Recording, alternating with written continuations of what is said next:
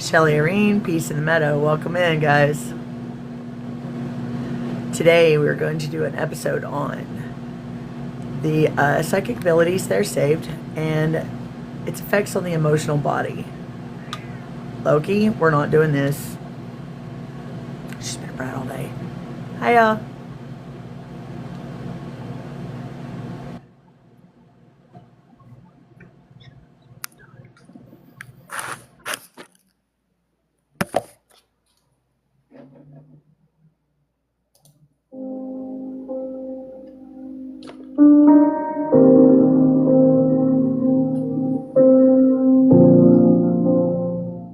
Yeah.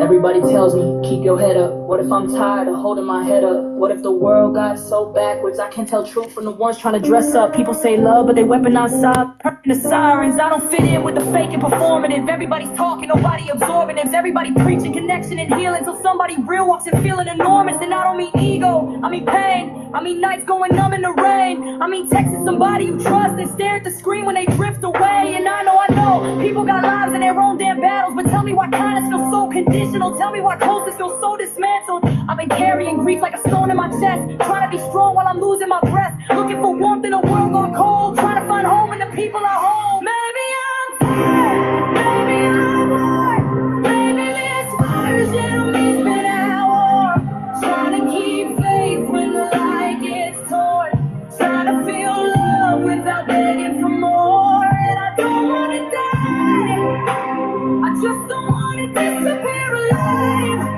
in a world where the broken get left behind and the loudest lies survive.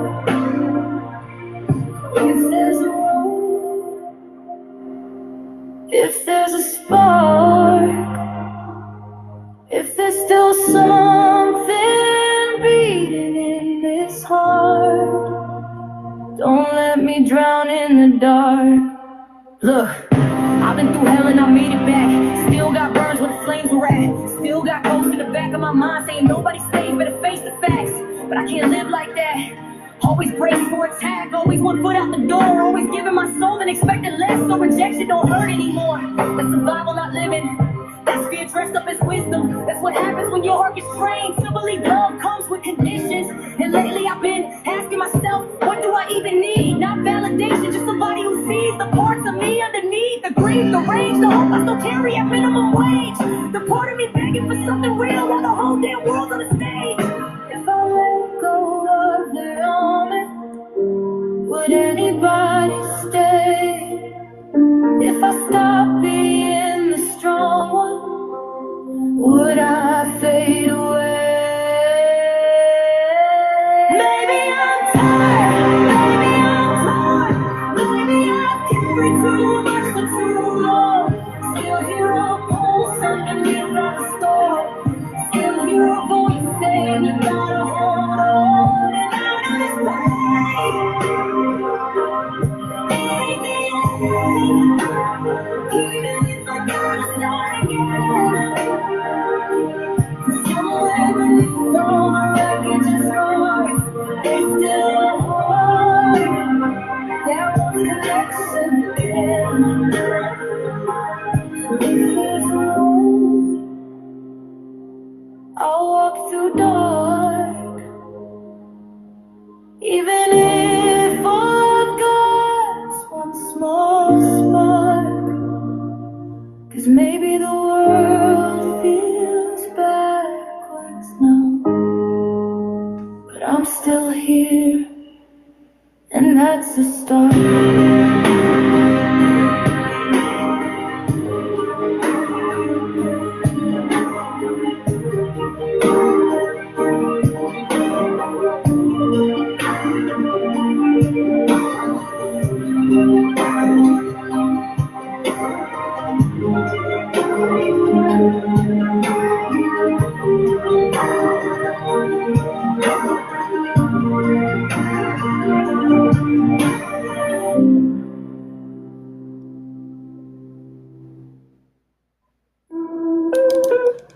Hey Wheels, been a long time, man. How you doing? Guys, that song is by our friend Jolene, man.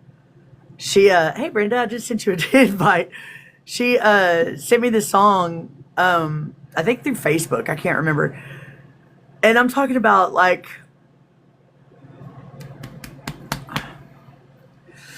I don't even know like how to. You guys heard the words. I actually need to share this on text messages before I do the greetings and the intro. So saved if you want. I got the chills already from just thinking about it. I'm glad to hear that, Wills. I'm glad to see you, man. Play the song one more time and give me enough chance to share it to everybody that I wanted to share it to, and then we'll do the greeting and then we'll open the show. All right. Please, guys, stick around. Today's show is going to be amazing. We've got today's topic is going to be the psychic abilities and their effect on your emotional body. Whether you believe that you, hey Michael, whether you believe that you have, whether you believe you have psychic abilities or not, it's true. We all do. That's why we have an intuition. Welcome in, Leprechaun. So we're gonna listen to this song one more time while I finish sharing this out to other people, and then we're gonna start the greeting. Okay, guys. And if anybody wants to come up and join in the conversation, you're welcome to. All right, go ahead, Saved.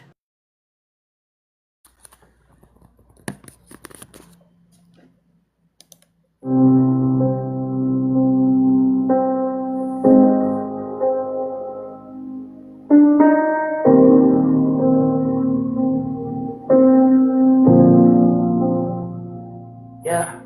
Everybody tells me, keep your head up. What if I'm tired of holding my head up? What if the world got so backwards I can't tell truth from the ones trying to dress up? People say love, but they weaponize silence. Smile in your face while they study your violence. I've been too honest, that's probably the problem. You show your wounds and they turn into sirens. I don't fit in with the fake and performative. Everybody's talking, nobody absorbing it. Everybody preaching connection and healing till somebody real walks in feeling enormous. And I don't mean ego, I mean pain. I mean nights going numb in the rain. I mean texting somebody you trust and stare at the screen when they drift away. And I know people got lives in their own damn battles, but tell me why kindness feels so conditional. Tell me why closeness feels so dismantled. I've been carrying grief like a stone in my chest, trying to be strong while I'm losing my breath, looking for warmth in a world gone cold, trying to find home in the people I hold. Maybe I'm tired, maybe I'm bored, maybe this version of me's been at war, trying to keep faith when the light gets torn, trying to feel love without begging for more. And I don't wanna die,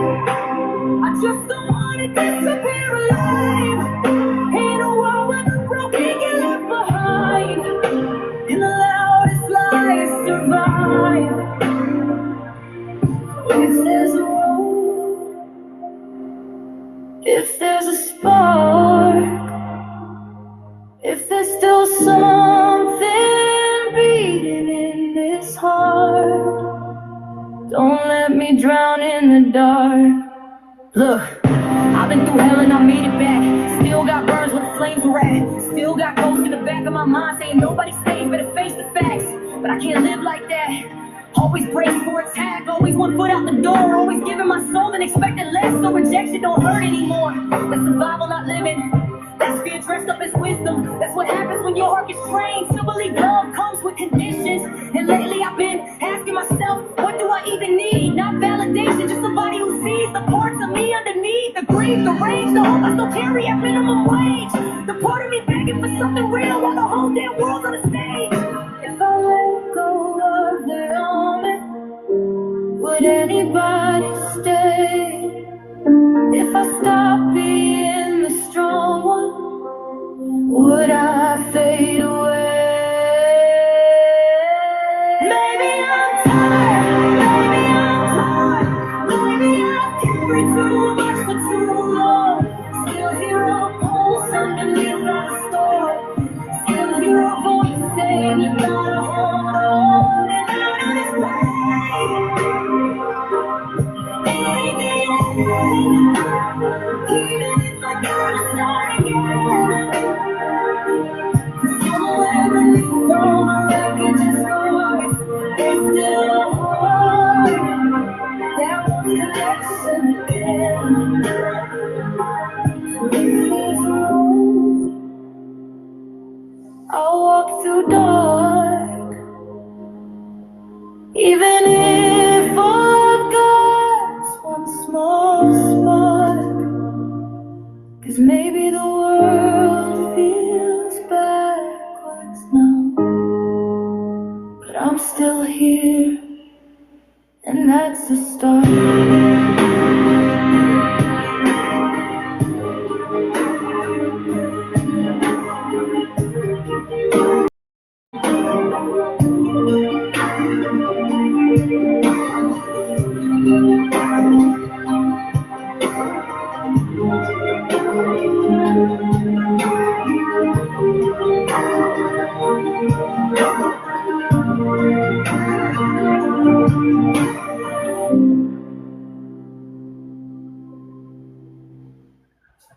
The reason the song is making me slightly emotional is because I know why she wrote it.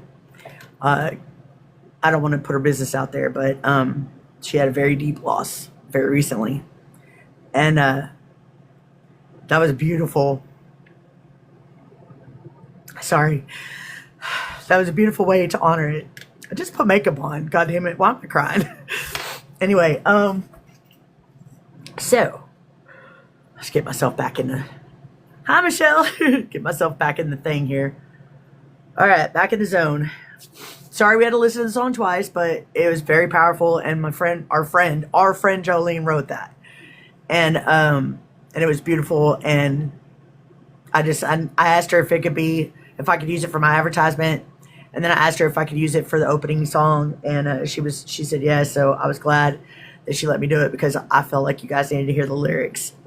And also because it was a very fitting song for today's topic, which is the psychic abilities' effect on the emotional body, what the emotional body is, what it looks like if you don't know, and what to do to heal it. And there's a few extra little things in here. I can't remember if I put them in the in the emotional body or the mental body, which is next week. They're both scribbles, so many pages and white out. My arm and shoulder and neck are killing me from how much writing I've been doing over the last few weeks, just trying to get this series going for you guys so that I have the right information for you. And simple, free, hey Patricia, easy, and something that you could do every day that you don't have to go out and pay some guru to do. You don't have to buy all these extra ingredients or do all these rituals. It's not necessary. It's just your intentions and your words and how you change your own self and getting all 5 of your bodies aligned. And I do not teach from indoctrinations, programming, or traditions or religions. I teach from facts, science. Everything that I teach, you can look up on Google. Everything I teach, you can find on whatever search engine you use. Everything I teach is in a book somewhere or on the internet somewhere. So anyway, let's go ahead and start the greeting. Saved, thank you very much for that beautiful song. Sorry I started to get emotional. I'm still trying to wipe tears. How are you doing today, buddy? I'm doing well. Yeah, I'm getting Remington out now for his walks because it's warm out now. So yeah, I gotta start doing that like every day. So it's fun. He's starting to really enjoy it.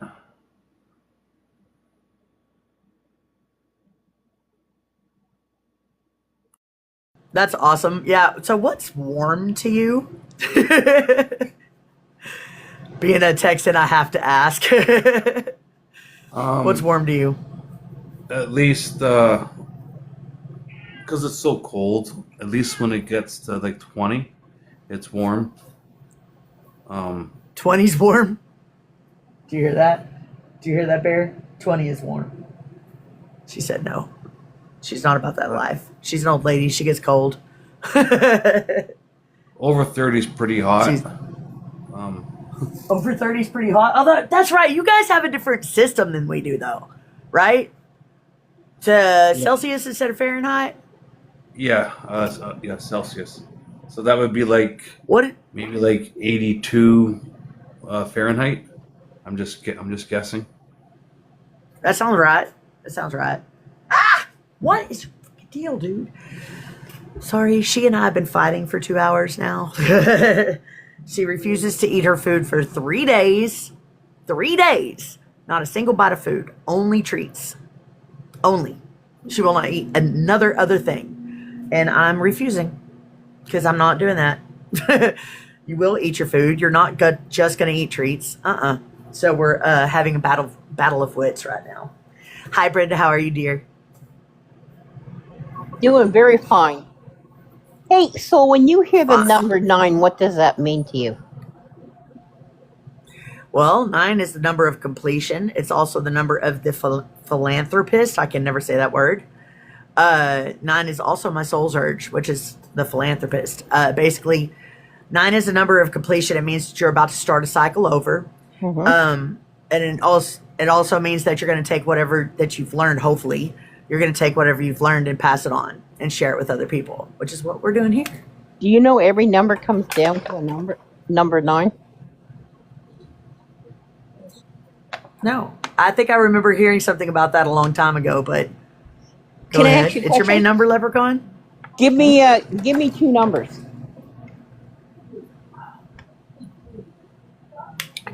Any 2 numbers you want. Do they have to? Can they be the same number? Sure can. 2 and 2 for 22. 22, okay. My life path. What's 2 plus 2? 4. What's 4 off of 22? 4 what? What's 22 minus 4? Oh, what did you say? What's 22 minus 4? Okay. 22 minus 4. Shit. 8. I didn't know we were doing math today. 18? 18, right? What's 1 plus 8? And 1 plus 8 is 9. Okay. I see what you did there. Nice. Every That's number good. I like that. comes down to 9. I like that. That Every makes sense number. because I remember the 9 multiplication tables. Your real name is Thomas in real life? Okay, Thomas. Am I not allowed to call you Leprechaun?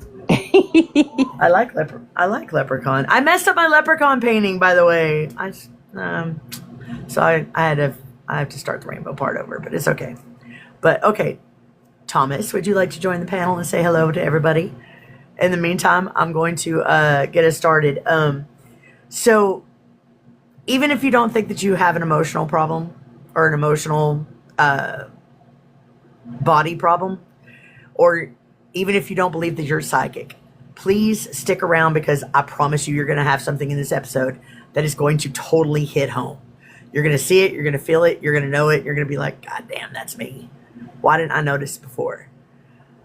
Trying to align the 5 bodies, that's what each one of these series is going to be about. You may call me whatever you think it fits. Well, I like 777 quite a bit. That happens to be my, is that Angel?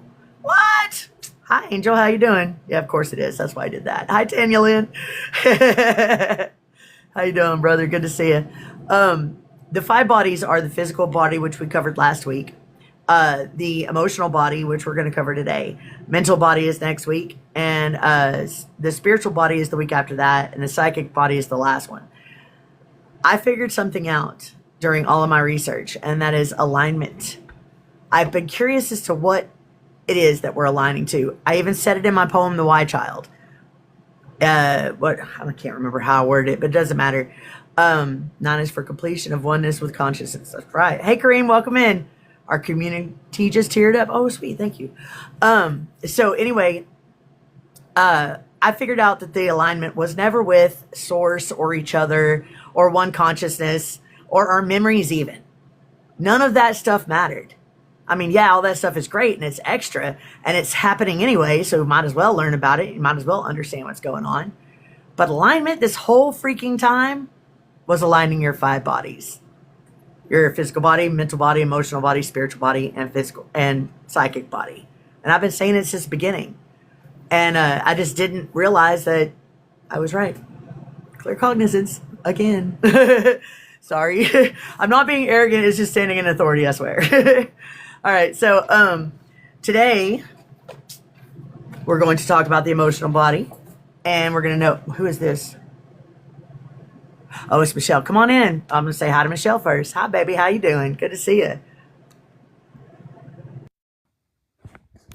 Hello. Hi. Thank you. First time joining your panel, so I can't hear you. That's why I muted. Oh. I know. That's why I muted. Y'all haven't gotten used to how to read my lips yet, my facial expressions, and all my hand movements. That's what Tanya Kay says that too, and Tanya Lynn says that. We're all used to reading lips now. We've all learned how to read her and understand what she's really saying when she's muted. And I do that for sound quality because of my air conditioner being on. Because here it's really hot. It's Oklahoma. It's fucking blazing. Thank you for the hard-on, sister, and Brenda as well for the hard-ons. I love it. My sisters give me hard-ons, and that is a lot to say. And I have no Pepsi. I need to go get a Pepsi, but. I'm super glad that you're here, and I know that it is your first time on this panel, and so I definitely want to hear from you. But first, I'd like to see how you're doing because I've never gotten to talk to you outside of the comments. I do have my headphones in, so I still can't hear you. I'm gonna go grab that Pepsi because I got cotton mouth. Because you know what I'll be doing before the live. Oh shit! Oh, there goes that toy. I just squashed Loki's toy. She's going to be so mad at me. I just stepped on it. Hey, Leprechaun, how are you doing today? Pretty good. You good? I'm pretty good. Pretty good. Pretty good. I'll see if I can stay up here. It's hard for me to sit still. See if you can. First of all, you do not have to sit still. Just because you're in the panel does not mean you have to stay in a seat. It's you more can get so, up and walk around. It's more so I like to talk, and like it's hard for me not to talk. But I respect how you run it because you need to run it like that to talk clearly. So that's the hard part for me because I love talking like back and forth. I understand, and I will break between each one of these sections, which I've actually condensed quite a bit. They're not nearly as long as the psychic body, and they get to the point. So it's not going to be as long between times that I'm going to open the floor for people to talk or share or ask questions or whatever. So you're going to have plenty of opportunity. Is that cool? Yeah, I'll hang out for a while. All right, cool. Right on. I think that I think you'll learn something really, really amazing today. I think you will. All right, sure. Let's get into it then. All right, tonight we're talking about the emotional body. What it is, what your psychic abilities are doing to it, what that looks like when you have no idea when you have no idea that's what's happening to you, and what you can actually do about it. Before we start, I want to say something important. Some of you don't think of yourself as emotional. You were raised in environments where feelings were not safe. You learned to go numb. Some of you are the opposite. You feel everything at maximum volume, and you've been told your whole life that you're too much. I want both of you to stay in this class tonight because here's the truth. Feeling everything and feeling nothing are both symptoms of the same root problem. Oh, thank you, Tweety. I'm so glad you're here, baby. I love you. Where was I? Damn it. I didn't color code that page. Feeling everything and feeling nothing are both symptoms of the same root problem. An emotional body that gets overwhelmed or that got overwhelmed without any framework for what was happening. So whoever you are, this is for you. All right, boys and girls, let's go. One moment. I had a sneezing fit right before I went live, which was freaking awesome because a storm came in and all the allergies blew in. Yay. You just described me. I just described all of us. And that's why I raised my hand, because I know. All right. What the emotional body actually is. The emotional body is a layer in the 5 bodies chain that processes feeling. Not thoughts about feeling. That's the mental body. Not the physical sensations of feelings. That's the physical body. The pure experience of feeling itself. Its job is to receive what the mental body has interpreted, attach the appropriate emotional weight to it, process it fully, and let it move through. When it's working correctly, emotion moves like weather. It arrives, you feel it, and it passes. Hey, JL, come on in if you want to. Come on up if you want to. When it's working correctly, emotion moves like weather. It arrives, you feel it, it passes. The sky clears. New weather comes in. When the psychic body is running wide open and unmanaged, the emotional body stops processing just its own weather. It starts processing everyone else's weather at the same time. And other people's weather doesn't follow the same rules as yours. Your own emotion, when it's completely felt, moves through. someone else's emotion that you absorbed without identifying it as theirs does not move through. It has no personal origin to resolve toward, so it sits. It builds. It starts to feel like your permanent climate instead of passing weather. And eventually, you forget what a clear sky feels like. All right, go ahead, Leprechaun. Anybody have anything to say? I've got a lot of self-work and know where it came from. Me too. Now we do, but not everybody does. Okay. Anybody got any comments or anything to say? Go ahead. I was just listening. Very, very informative. Thank you. That's all I got for you. I've spent weeks on this shit, man. I've rewritten this script alone 4 times. I've already started my 5th time on the mental body. And I started on the spiritual body and backed myself up and said, no, I'm not even going to start it until I get this one fixed. So that's what I got. All right, so where was that? Actually, all right. I do got What your Go ahead. I do have something to say. Uh-huh. So, in 21, I think I told you that I had a brain injury to my front left lobe, which is your emotional side of your brain, I believe. So I've had I don't know. I feel like it's been hard to get in touch with that side of myself. So I think this will help me a lot. And I don't really totally know my gifts. I know I have gifts like in that sense, but I don't know what they are. So thank you. You're very welcome. I wish you'd stuck around during the psychic abilities lives. These do touch a little bit on the subjects, but they don't give you all the details of all the different ways that the psychic abilities manifest for you in your everyday life. I have fuckloads of notes, fuckloads. So if you want to after the live, I think you have my number. Give me a call, and I will share those notes with you, and we'll find out tonight what it is that you've got if you want to, or we'll wait and do it tomorrow, whatever. I'm off for the next 2 days, so I don't care. Whenever you want to do it. This is the only thing I had scheduled for myself besides laundry in the morning and the shopping, because I got to get cat food again because she eats fucking everything. Yeah, I'll staring at me from across the room. I'll send you a DM because I have a new number now. So. Oh, okay. Right on, yeah. All right, cool. Sounds good. All right. So what your abilities are doing to your emotional body. Every psychic ability has a relationship to the emotional body. I'm not going through them one by one like we did with the physical body episode, because the emotional body's relationship to all of them works through the same mechanism. What the ability brings in, the emotional body processes it as if it were personally generated. That's the problem across the board.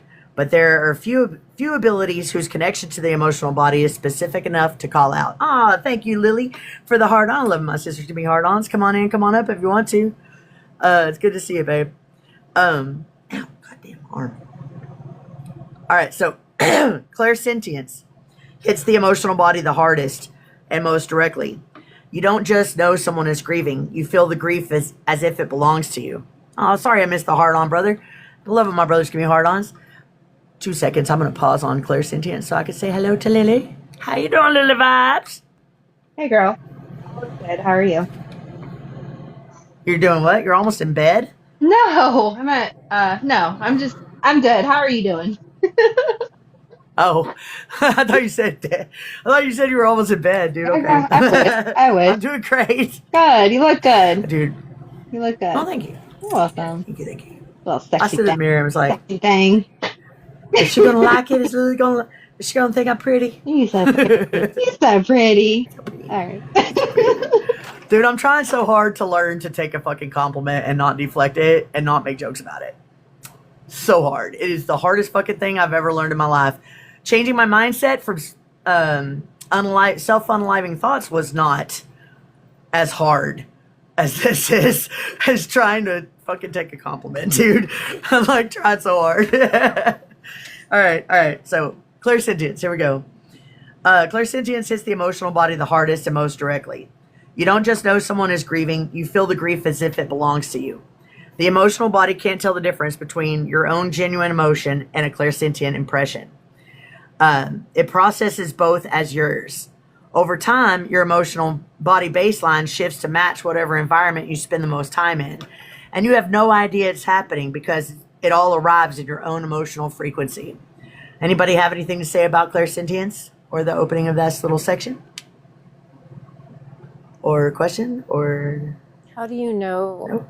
what's yours and what's not yours? How do you figure that out? Have you gotten that? Okay. It's in here. Got it. Yeah, it's in here. Okay. We just haven't got to it yet because this time, instead of grouping them all under the same all under the same thing, I changed the entire structure. I didn't do it the same structure as I did with the physical body because I didn't really like it. So this way, it's going to just tell you what all the things are, and then we're going to tell you what they look like if you don't know, and then we're going to tell you what they're doing. Sorry, and then what they look like if you don't know. That's going to tell you how you're going to know what's yours and what's not. And then at the end, it's going to tell, or the next section is going to tell you what to do about it and how to heal it. Awesome. Yeah, I got you, man. Trust me. I'm not going to let you go home without homework and without knowing all the ins and outs of it. Go ahead, Thomas.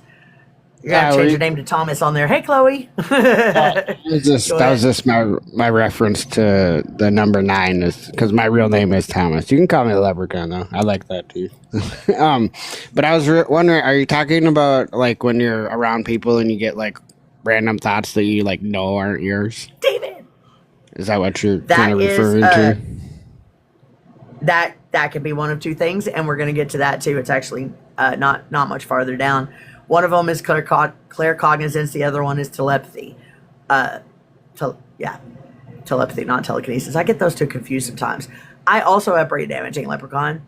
It took out the part of my brain that retains the titles and labels of things, and it took out my short-term memory, which is why I have to write more shit down now.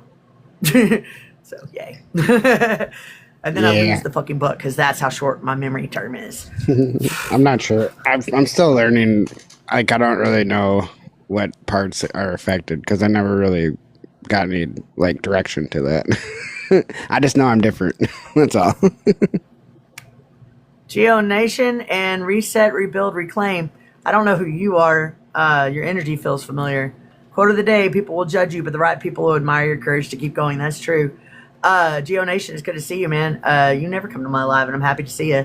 This one is, hey, Echo. This one is something you should stick around for, Reset, Rebuild, and Reclaim, because I guarantee you there's something in here that's going to hit your home. Whether you realize you have psychic abilities or not, or whether you realize you have an emotional body issue or not. This is straight up about alignment of all of them, of all 5 of your bodies. And I'm teaching without traditions, without religions, without indoctrinations, programming, or conditioning. I'm teaching from actual easy facts and things that you can actually look up yourself. So I hope you stick around. And it's good to see you, Gio. All right. Yes, you're about to learn some stuff, Leprechaun. Here we go. Claircognizance, which was the next one. You like what you're hearing? Right on.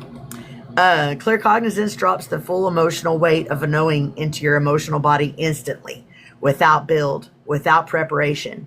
One moment you did not know, next moment you know completely, and the grief or fear or anger that goes with it is already in your body. And then there's the burden of knowing something you can't share, can't change, and can't unknow. That emotional isolation accumulates. I know that one very well.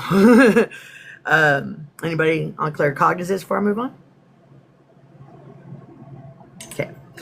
Aliens to clairgustance, which is your smell and your taste. They have the most ambush-style connection to the emotional body of any ability. Smell and taste connect to the limbic system, your brain's emotion and memory center, through the most direct neurological pathway of any sense. No filter, straight to emotion and memory. A received psychic smell lands in your emotional body before your conscious mind has even registered what arrived. One moment you're fine, then a phantom scent hits you, and you're in the middle of a full emotional experience that came from nowhere. You can point out. Sorry. Anybody on that one before I move on to telepathy? Telepathy's effect on the emotional body is specific. Received thoughts don't arrive clean. They carry the emotional state of the sender with them. Someone thinking angry thoughts about you, you receive both the thought and the anger. Someone in crisis, both their thoughts and their fear. without a framework for understanding that this is received content, all of that emotional material lands in your emotional body feeling like your own reaction to something you shouldn't even know about. And I probably should have shortened that sentence so it didn't take me so long to say it. Anybody have anything to say on telepathy before we move on to the next part? Okay.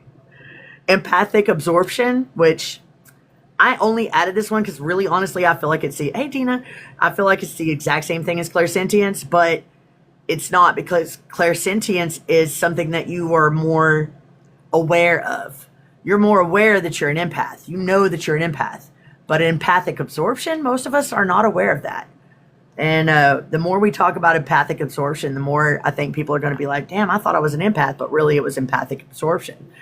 Because, you know, with empathy, with being an empath, you can actually, you know, feel also their physical or their emotional, all of that stuff. But with empathic absorption, you don't realize it's happening, which I'm fixing to say, I guess.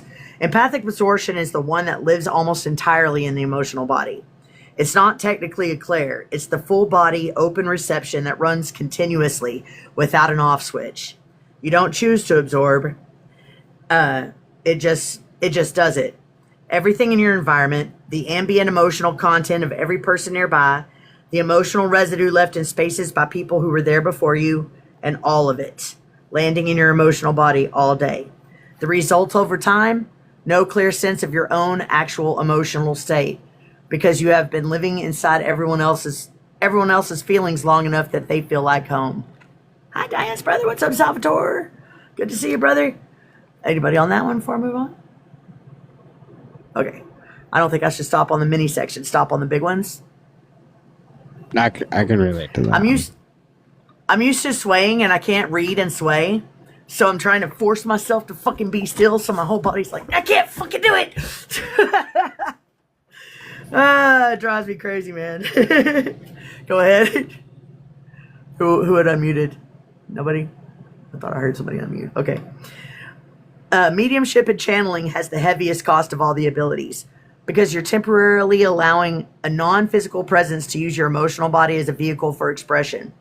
Whatever that presence is carrying emotionally, their love, their urgency, their grief for the person they're trying to reach, your emotional body experiences it totally.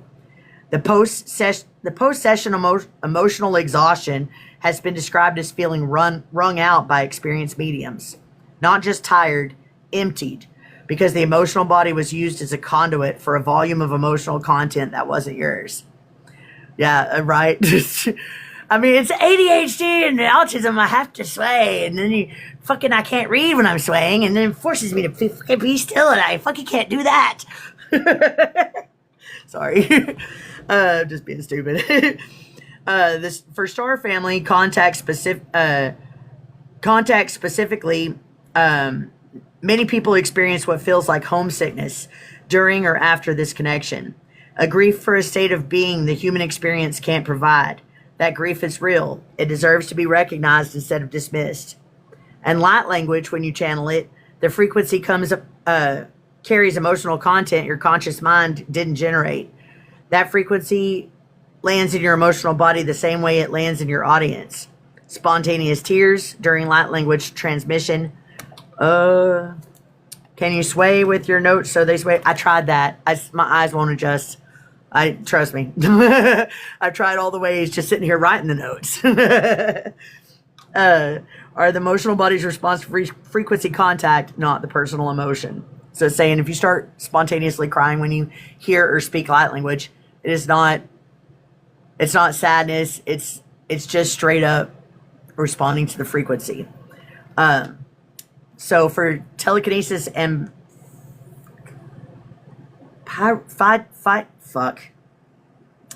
psychokinesis. Fuck. I was trying to say pyrokinesis, and I'm like, that's on the X-Men. Telekinesis and pyrokinesis. I said it anyway. Psychokinesis. You have a two-way relationship with the emotional body that is unlike any other ability. Intense emotional states can trigger PK output without conscious intention. Lights flickering when you're furious, electronics glitching when you're overwhelmed. The emotional body's charge becomes the fuel.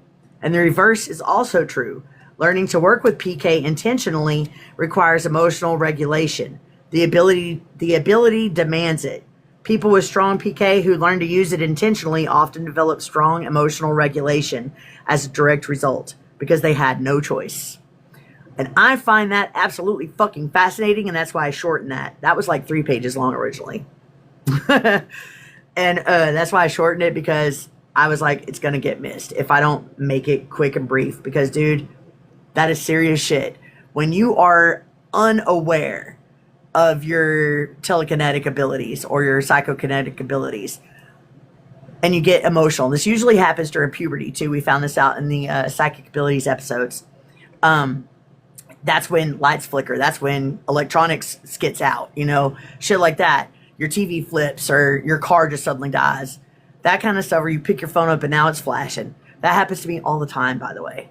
And I hate it. And I always think it's the phone. And I go and spend money on a new phone. And I'm just now finding out over my research for these episodes that it was PK the entire time. And I just didn't know it, because I was being either emotionally distraught or overwhelmed at the time that it happened every single time.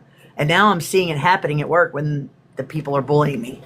And this time, though, you guys will be proud of me. I bullied one of the bullies this week.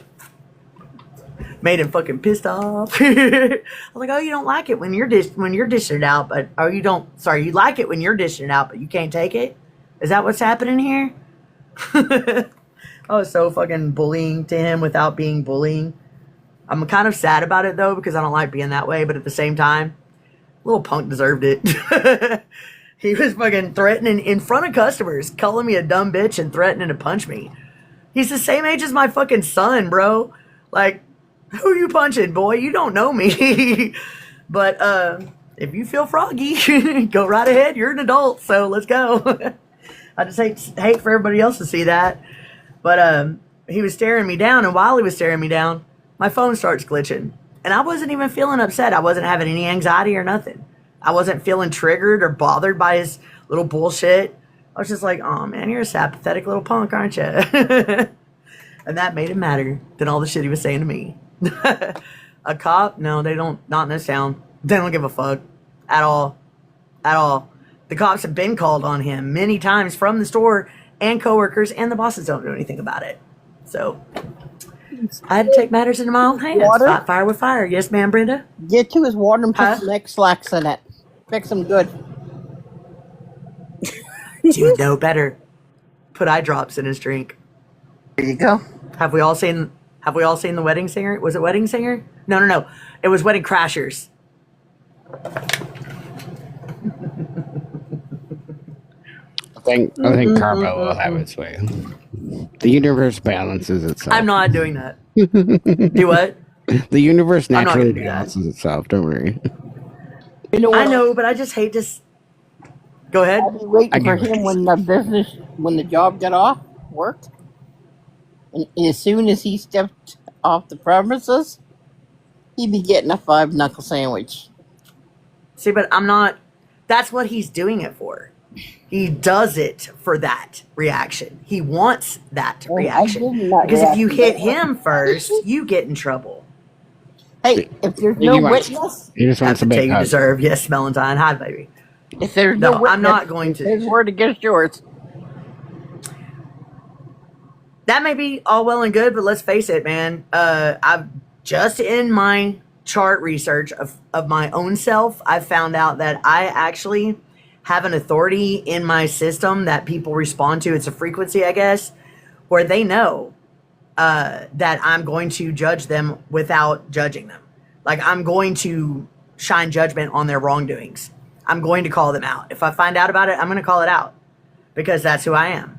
And I'm not going to allow you to keep being a little fucking asshole. Because, honey, I am a lot older than you, and I have been doing it a lot longer than you. And this person that I am today is not a victim.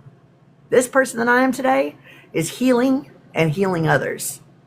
And it took me 20 fucking years to get to this point. So you cannot trigger me anymore. And you cannot pressure me, and you cannot push me into doing something that you want out of me. Okay? And that's all it is. To hear about all the things, I love it. And that's why I've shared this information with the rest of y'all, because I'd like to see the rest of the world be that way. I'd like to see less people like him and more people like us. You know what I mean? And the best way to do that is to lead by example. And if I walk around punching people or putting eye drops in their drinks, although great ideas, trust me, if I walk around doing that shit, then I'm just as bad as them. And I'm not leading by example. And more importantly, everything that I've done for myself is gone out the window.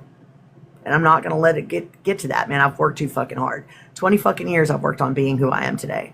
I'm not fucking letting it go like that. Not over a 25-year-old little dude that just likes to fucking irritate people until they punch him. I'm not going to fucking stoop to his level. I don't know who that is or that person. Okay. All right. Like how you think. Thank you, Leprechaun. All right. So anybody else have anything to say about any of the abilities before we move on to the next part, which is going to be the tests and how you find out? Beautifully said. Thank you. Hi, Juanita. Welcome in. Nobody? All right, cool. All right. So, this is where I'm going to ask you guys a specific question. What have you noticed in your own experiences? Which ability creates the heaviest emotional body toll for you personally?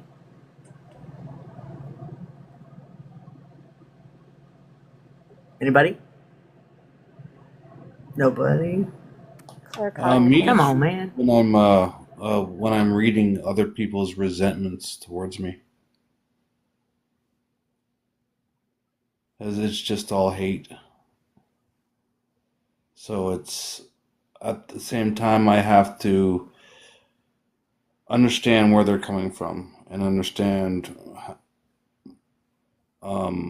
my reaction to it, and then I take control of myself. So I'm not reacting towards their resentment, and I'm just allowing them to tell me what they're basically thinking about themselves.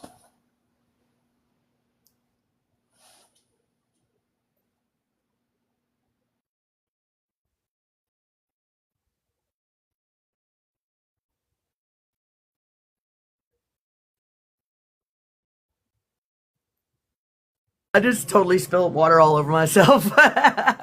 Trying to grab because I forgot to set it over here. Oh no! Oh no! And on the book! Oh, the ink is running. Oh, fuck my life. That's awesome. Oh no, that's a thing I got out of my phrase category. That fucking sucks. Awesome. That's okay. I'll figure it out. I'll give you that. on Paper that. towel and blot it. Blot it. I enjoy in giving a person what they need to receive. It'll be okay. That happened for a reason. I used to. You guys understand, Brenda and I are both Aries. We got a quick and a hot temper. Real fast. But, see, I'm going to tell you guys something very personal about me. What got me started on all this in the first place. And I don't want y'all to judge me, because it happened almost 20 years ago. And it is the reason why I have done things like this ever since. I was so I was so full of rage. You can use a shirt or other fabrics. It's in the paper. It's already spread in the ink. There's nothing I could do. It's okay though. I can still read it, sort of, as long as I turn the page away from the next one that's wet. And also, I do know the material pretty well, so I think that I'll be okay. Anyway, so I was living in an apartment. It was me and 4 other guys. And one of them was not my boyfriend, but we shared a room and a bed. And so we were like together, but not together. Anyway, open relationship. I was in my 20s. He says, love this information. You're amazing. Love you. Thank you. Thank you for the hard-ons, sister. I love my sisters to be hard-ons. So, anyway, there was 2 brothers amongst this 4 boys, and one of them was one of those roofie you and do stuff to you kind of dudes from college, you know what I mean? Everybody's run across one of those douchebags. Well, he did those things to me twice. Both times I was knocked out. Once I had tripped walking backwards and cracked my skull on a concrete step. He helped me upstairs and put me to bed, and then I pass out, and then I wake up with him on top of me. And when I tried to fight him off, he's pushing his hand on my face again. And then like a month later, because I tried to like let it go, and I got really sullen, nobody would listen to me, nobody would understand me. I didn't know how to approach the subject and tell my friends, my roommates, that this dude did this to me in our house. I didn't want to deal with all that. But then when it happened a second time, that's when I blew up. That second time, I was actually, that was kind of my fault because I was drunk, but it's not my fault because it doesn't matter how inebriated you are, how you're dressed, whether you're flirting or not. If you say no, or if you're passed out, it should not even be a fucking question. Period. Anyway, again, I wake up, come to, see him, and this time he puts his whole hands over my face and suffocates me back out again. And I was so weak, because of being drunk, I guess, I couldn't, I don't know, I don't feel like I drank that much. I feel like he roofied me, to be honest with you. But anyway, my point is, after that, I got really upset, and I started telling my roommates about it. I couldn't hold it in anymore. And so it made the dynamic of the house all crazy. That dude took the fuck off and never came back. So he left me there with the brother and the other two roommates. And the brother and I were really, really close friends. We were like best friends. And I don't know, I guess I went on a tangent or something. But one day I had just filled myself up with so much rage. I couldn't take it anymore. And I blew up on him instead of the brother that deserved it. And here's the fucked up part about it is, ever since 7th grade, the very first time that I ever fought anybody, when I fight, I black out and I'm in absolute no control. I Hulk the fuck out. I'm terrifying. Terrifying to me. That's who I terrify. I don't terrify y'all so much, maybe. I don't know. Couldn't give a fuck less. I terrified myself. The fact that I have been blacking out to fight against bullies and people who have hurt me. Hey, Pharaoh, since I was in 7th grade, that was enough. That should have been enough to get me started on this journey. And it wasn't. It took doing that to Jimmy to get me on this thing. And here's what's fucked up about it. I came to in the middle of it. While my friend was walking into the door with his toddler in his arms, because he heard the commotion, and he looks down at us, and I'm steadily pounding Jimmy's head into the floor, and I look up at him and said, dude, please get me off of him. I can't stop. I was calm as fuck in my head and in my face, but my hands were still doing this. And I couldn't stop myself. That's when I started this shit. And that's why I've gotten so hardcore on it, and that is where I am now. Oh, thank you guys. I just got the chills. Thank you, Pharaoh. Appreciate that. So that's why I teach you guys this shit. Because if I'm capable of that, I must ask you a question, Pharaoh. I hope that the replay comes out on that one. Sometimes they're not always in sync. But that is exactly why I teach this shit. Because I want the world to be better. To do better. Oh, I love it. I want the world... Ooh, violation. Criminal behavior. Submit feedback. Just 1 second.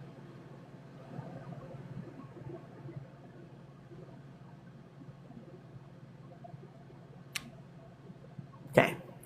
Anyway, your nervous system was so overwhelmed. I don't even know. But the point is that the next day, he pulls his hat over his face and is trying to hide the blackness that had come around his pale skin from the back of his head. And I felt horrible. There's no other way to say it. I felt like the biggest piece of shit in the fucking world. And I knew at that point that I had to do something. Because he was trying to pretend like it didn't happen. And when people were questioning, what happened to you? Oh, I fell down the steps. Blah, blah. He said a bunch of stupid shit. He sounded like an abused wife. And I'd been one of those before. And I was not about to let somebody feel that way because of something I had done. So I started working on myself. And I had no framework to do it. I had no psychology books at the time. I had no internet. I had a fucking little shitty ass flip phone. I didn't have a guru. I didn't have a psychologist. I didn't have therapy. I didn't have anything. I did it all from self-reflection and writing. That's what that poetry book is from 20 years ago. The majority of that poetry book came from that time on until I left until I left that area. Peace, love, light, and abundance to all. Take care, Shell. Appreciate you. I appreciate you, Pharaoh. Did your painting show up? Oh, that's right. You said that call back tomorrow. Dude, if it said it delivered, I don't think they have it anymore. I think somebody probably jacked it. That's what I'm feeling anyway. That's okay then. I'll write it. I'll make you another one and I'll send it as soon as I can. I sent my very first painting to him, the polar bear painting, and he was out of town when it arrived. And I think somebody jacked it off his porch. It's okay though. He'll get another one someday. Did you tell him? Oh yeah, we've actually found each other like 15 years later through Facebook and rekindled our friendship. In fact, I got a funny thing. The poem that he wrote about me before that happened, I actually added to my book a year later when I built it.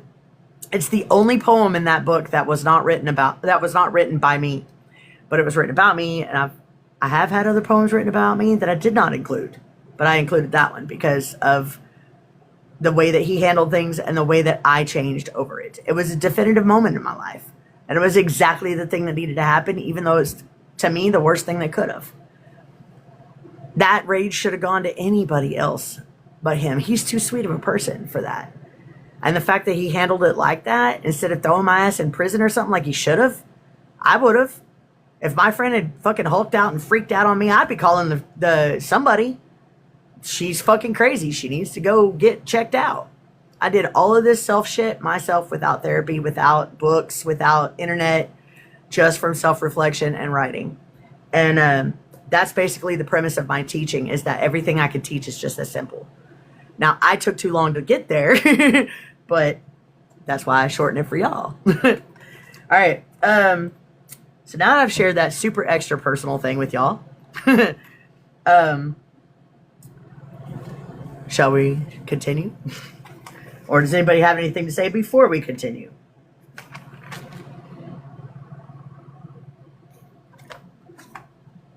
All right. I'm just gonna say. This is how you. Oh, sorry. Go ahead. Go ahead. I got a lot like that when I was younger too, and when last time that happened, I learned how to like control that energy and project that energy through my eyes into the other person's eyes.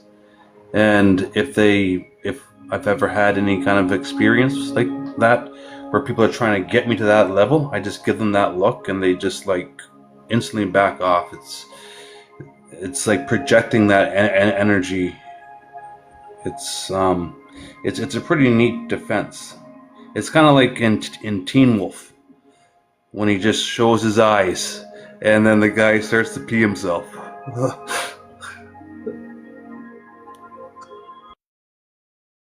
Dude, that is exactly how that kid was looking at me at work the other day. Like, he's like, I Pee Wee Herman'd him, you guys.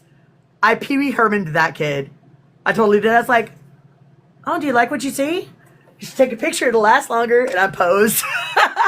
And then he got even madder. It was fucking great. Oh, did that bother you, little boy? All right, stop being a bully, Meadow. That's not who you are. Okay.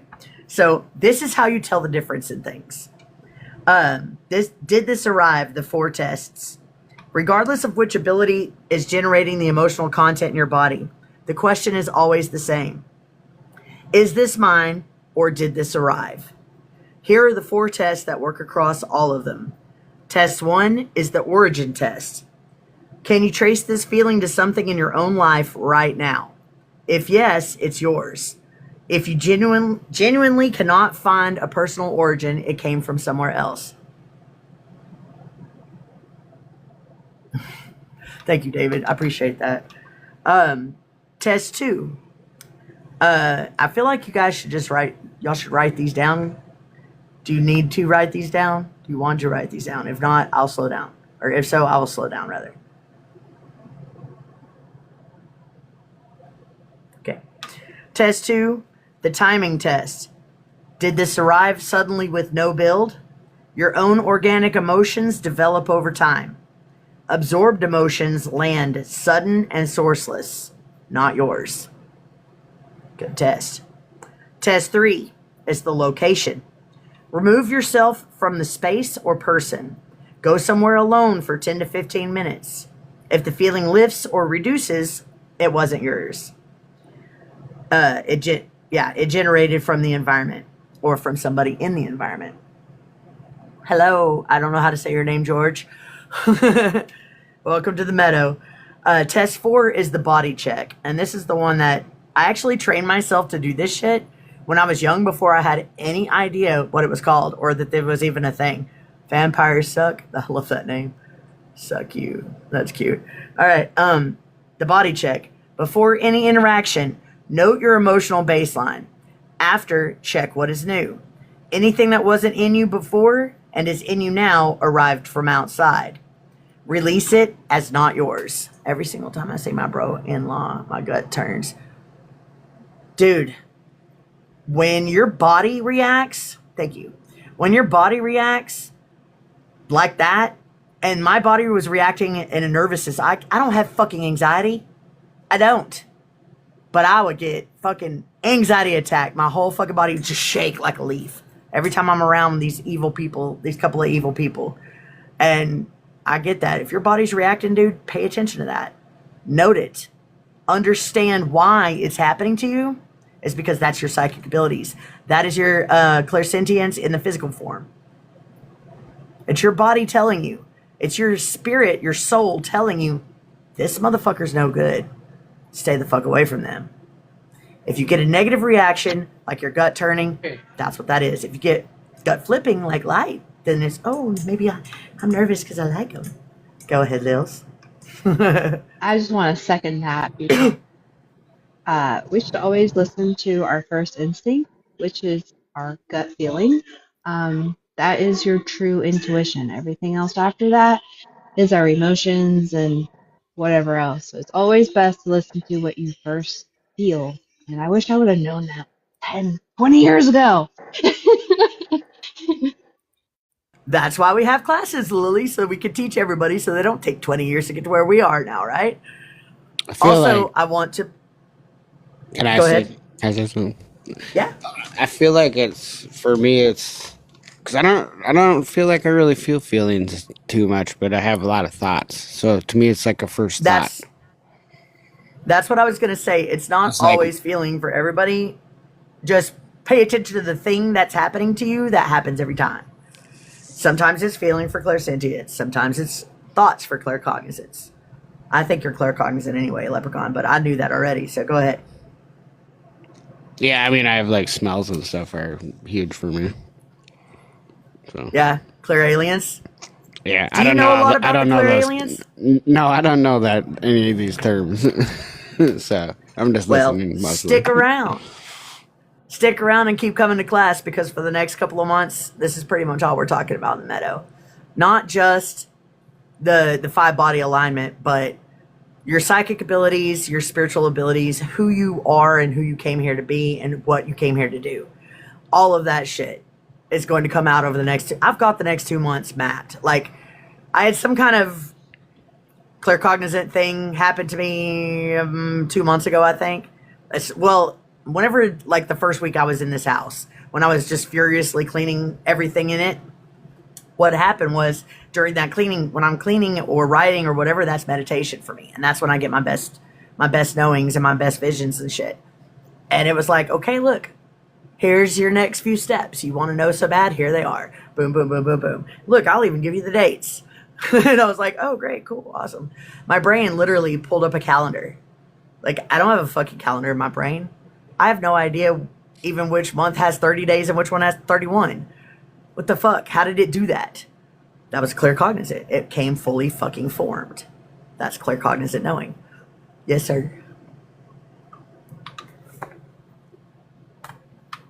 Anybody? All right, cool. Anybody have anything to say about the tests before I move on to the next part? I was taking notes. Michelle?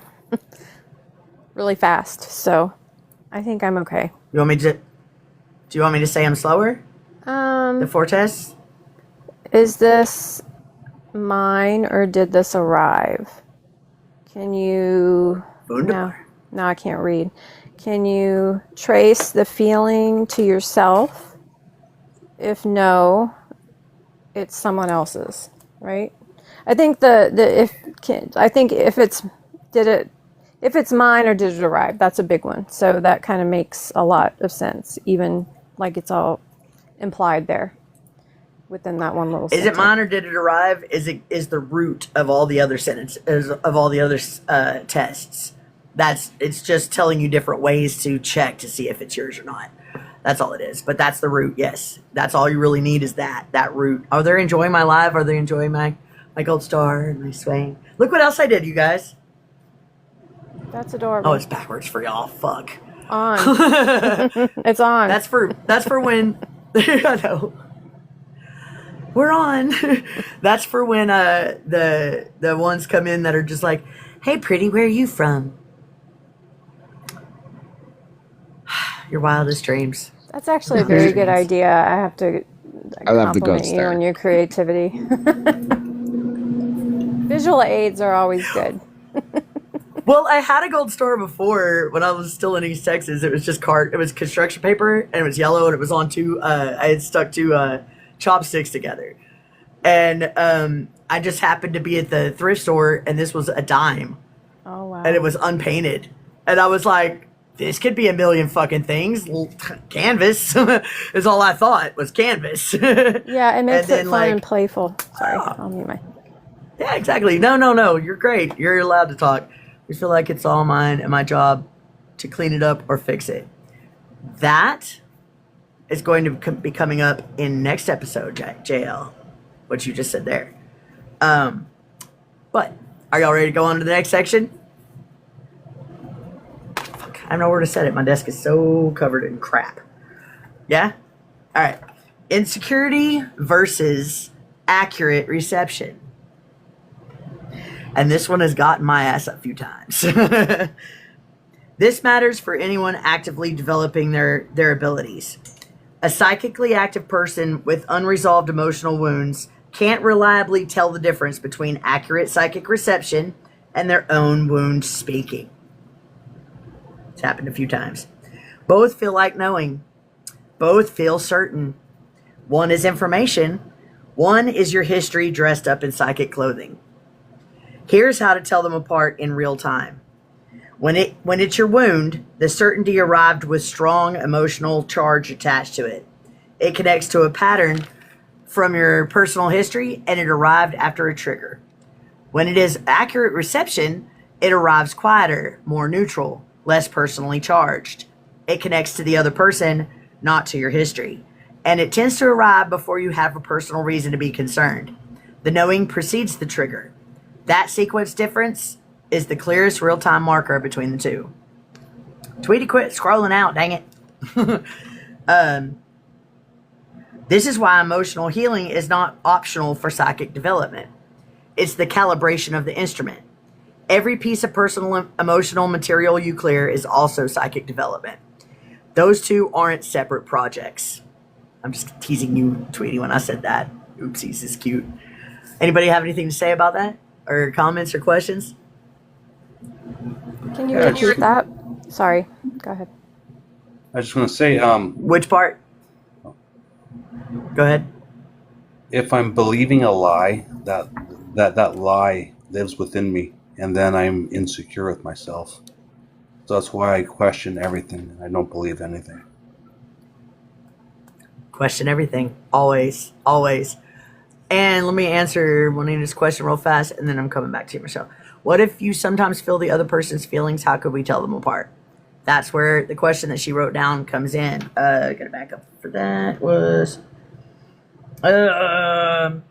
is this mine or did this arrive? That's where those 4 tests come in. Test 1, the origin test. Can you trace this feeling to something in your own life right now? If yes, it's yours. If you genuinely cannot find personal origin, it came from somewhere else. Test 2, the timing test. Did this arrive suddenly with no build? Your own organic emotions develop over time. Absorbed emotion lands suddenly and sourceless, not yours. Test 3, the location. Remove yourself from the space or person. If in 10 or 15 minutes it starts to lift, you start to feel better, then it's theirs, not yours. And the fourth is the body check. Before any interaction, note your emotional baseline, note your physical baseline, note your mental baseline. Afterwards, check what is new. Anything that wasn't in you before and is now arrived from outside. Those are the tests. All right, and you wanted me to repeat this part right here, the whole paragraph part, or just the last part? I've got paragraph. Wound versus knowing. What was the lead up to that? Like, Okay. how to tell if you're processing something. So I forgot. I have memory problems too. So. Oh, you have to go to work, Brenda. I'm sorry, baby. I love you. Thanks for being here. Do make sure you go to the YouTube channel and watch the replay, though. 100% I will. Yes, ma'am. Okay. Oh, you have Because there's going to be some YouTube? good shit in here. Yes. Oh, My nice. YouTube channel is also under the same name, Peace in the Meadow. Oh, okay. It says Peace in the Meadow -224, which is my life path. So, I post every single one of my lives on my YouTube channel, absolutely unedited from beginning to end. Nice. So if you are on the panel, fair warning. If you say something silly, it's going to be permanent. Good to know. It's not just going to disappear in 30 days. Yeah. So, if I will go ahead and repeat it. Do what? Said you will be on YouTube. Awesome. YouTube forever. Awesome. I do have something to say about that last part. I was just kind of waiting when you're ready. Sure. Do you mind if I repeat it and then you Yeah. so I can go repeat ahead. it for Michelle real fast and then Yep. okay, cool. Matters for active. Okay. This matters for anyone actively developing their abilities. A psychically active person with unresolved emotional wounds can't reliably tell the difference between accurate psychic reception and their own wound speaking. Both feel like knowing, both feel certain. One is for information, one is your history dressed up in psychic clothing. Here's how to tell them apart in real time. When it's your wound, the certainty arrived with strong emotional charge attached to it. It connects to a pattern from your personal history, and it arrived after a trigger. When it is accurate reception, it arrives quieter, more neutral, less personally charged. It connects to the other person, not to your history, and it tends to arrive before you have a personal reason to be concerned. The knowing precedes the trigger. That's the sequence difference between the clear, and that's the sequence difference is that, damn it, that sequence difference is the clearest real-time marker between the two. Good night, Lily. Love you. You want to say good night to everybody? Are you leaving? Or were you telling Brenda good night? I was So telling confused. Brenda good night. Okay, cool. All right. Yeah. Good night, Brenda. I love you. All right. This is why emotional healing is not optional for psychic development. It's the calibration of the instrument. Every piece of personal emotional material you clear is also psychic development. Those two aren't separate projects. Who is like God? Hi, who's like God? Hi, Rising Phoenix. How are you guys? Damn it.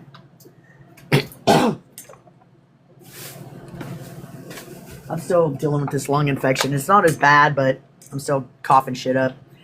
Here's a fun one for everybody who's going to hate me in about 5 seconds. The emotional body in relationships. Oh, wait. Go ahead, Leprechaun, and then I'll get to the emotional body in relationships. Well, this has to do with that kind of about letting go of stuff and how it keeps coming back to me. So maybe I'll respond after this. What you're going to talk about?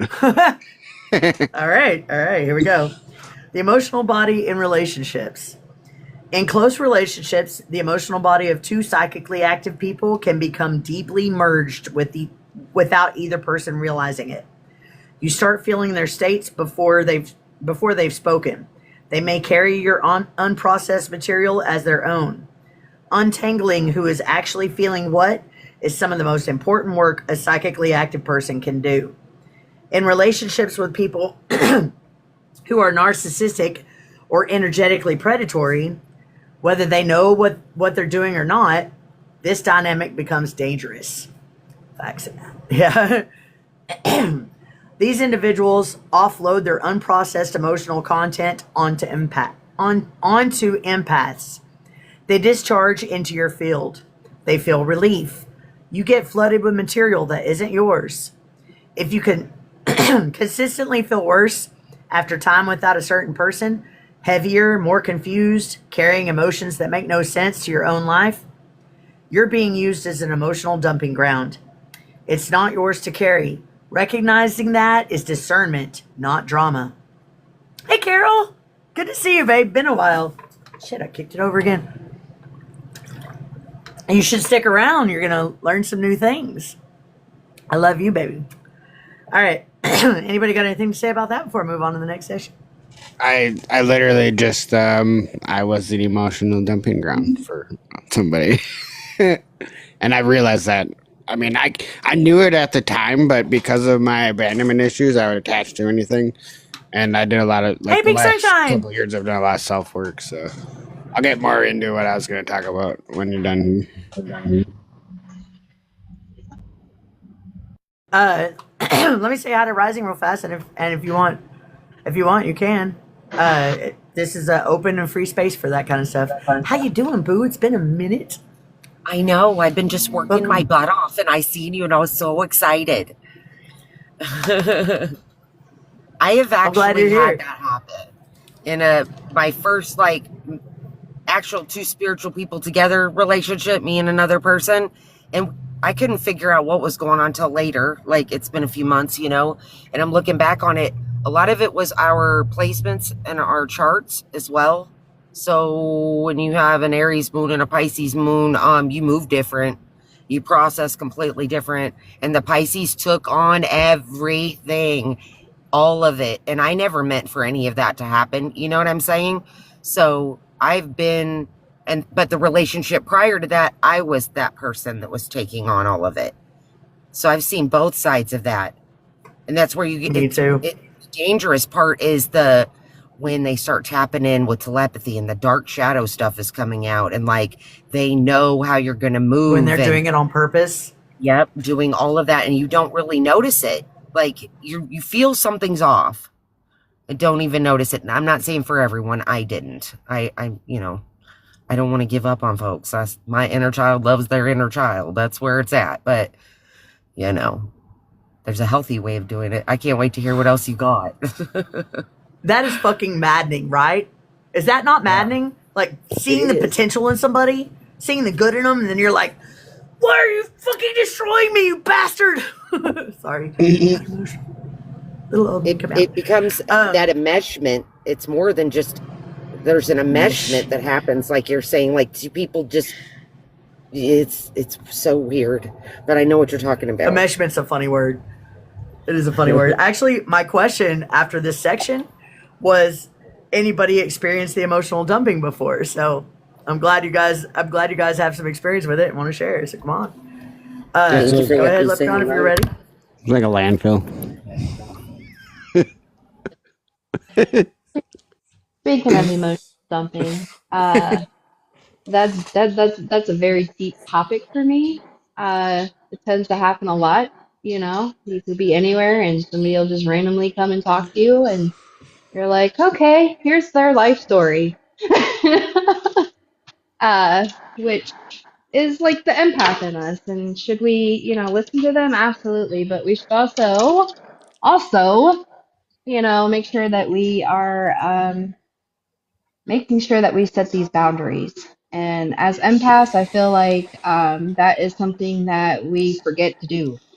Or, well, I do anyway. Sometimes I tend to be like, okay, let me do this for them, or let me help them this way, and then I forget to put myself first. So it's very important that we remember to put ourselves first and to set these boundaries with these people.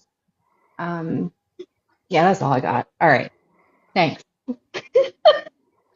You're all right. It is hard to do that, though. Set boundaries whenever you can't even set a boundary with yourself. And that's a long lesson to learn sometimes. Go ahead, Leprechaun. Let's say that took me a couple of years. My son just came in the room. 2 seconds. Hello. Hi, baby. What? Sorry. Probably toxic catnip is my son. Yeah, it took it's I'm still working on that, but like to learn to self-love when you're used to helping people all the time and stuff like that. It took me it took me going to treatment for a year to get like sober and you know to get into a regular environment somewhat. um, but what I was going to talk about earlier was that like I'll get like I've let go of like I've had abandonment issues since I was like 5 years old. So and some trauma like from kindergarten, something happened to me in kindergarten.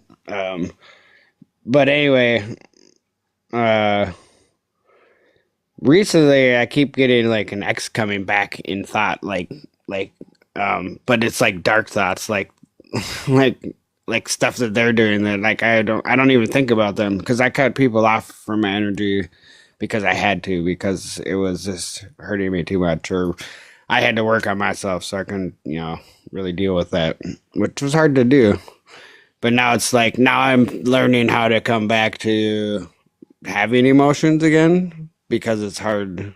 I put so much border up around them that I don't really show them. Kind of, I don't, or I feel like I don't at least. So, but I don't like when you let go of someone and then like they're like in your head when you've let go of it. Like, does that mean I don't know what that is? That's like they're thinking about you maybe, but I've talked to them. Like I know that is like there's no we have a kid together, but I know that there's always that connection, but there's no relationship to that. But and I'm cool with that, so that's why I don't really get why I feel like it's a spiritual attack, honestly.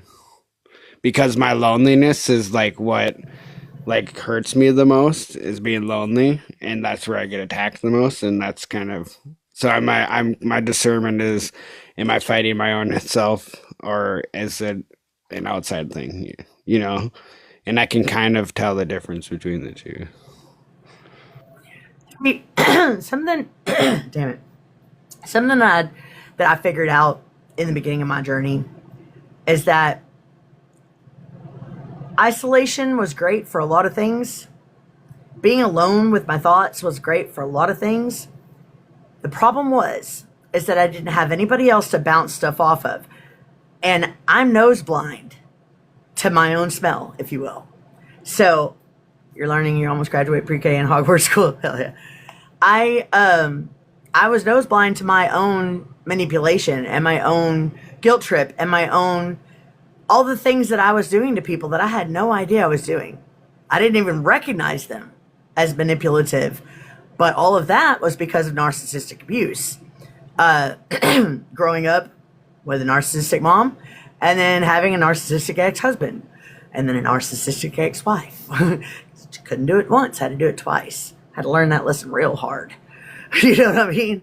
But the point is that one of the things that I learned in my study of psychology is that people that are victims of narcissistic abuse tend to become narcissists themselves without even realizing it. And when I read that sentence the first time, my brain went, I fell back. I fell on my floor that day and I cried because I didn't want to be that person. I didn't want to be the kind of person that I had experienced. You know what I mean? So why am I doing that? And that took some real self-looking because I'd already been on my journey for 15 years at that point. And I had no idea that whole time that I had turned into a narcissist myself. And so it was really, really hard to go through all that shit. I need to let back. Yes. Yes, that was another problem I had. I was angry at love. I wouldn't even date anybody. But then I was, doing things that I shouldn't have been doing. Wait, Wheels is coming up?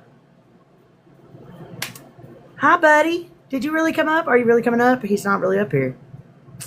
There's my son. Everybody, my boy. His name is Rory. Say hi. You can put your camera on too if you want.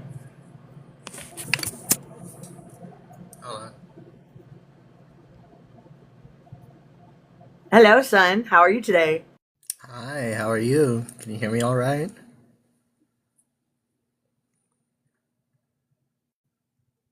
It's a little bit quiet, but I can still hear you. I've got my headphone in, so.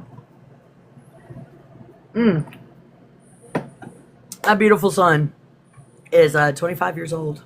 He's a man now. And just yesterday I was rocking him. Trying to navigate this app. Excuse me, I'm You're trying to navigate the app? still new to technology, apparently. My brain just had an ADHD freeze. Excuse me, what?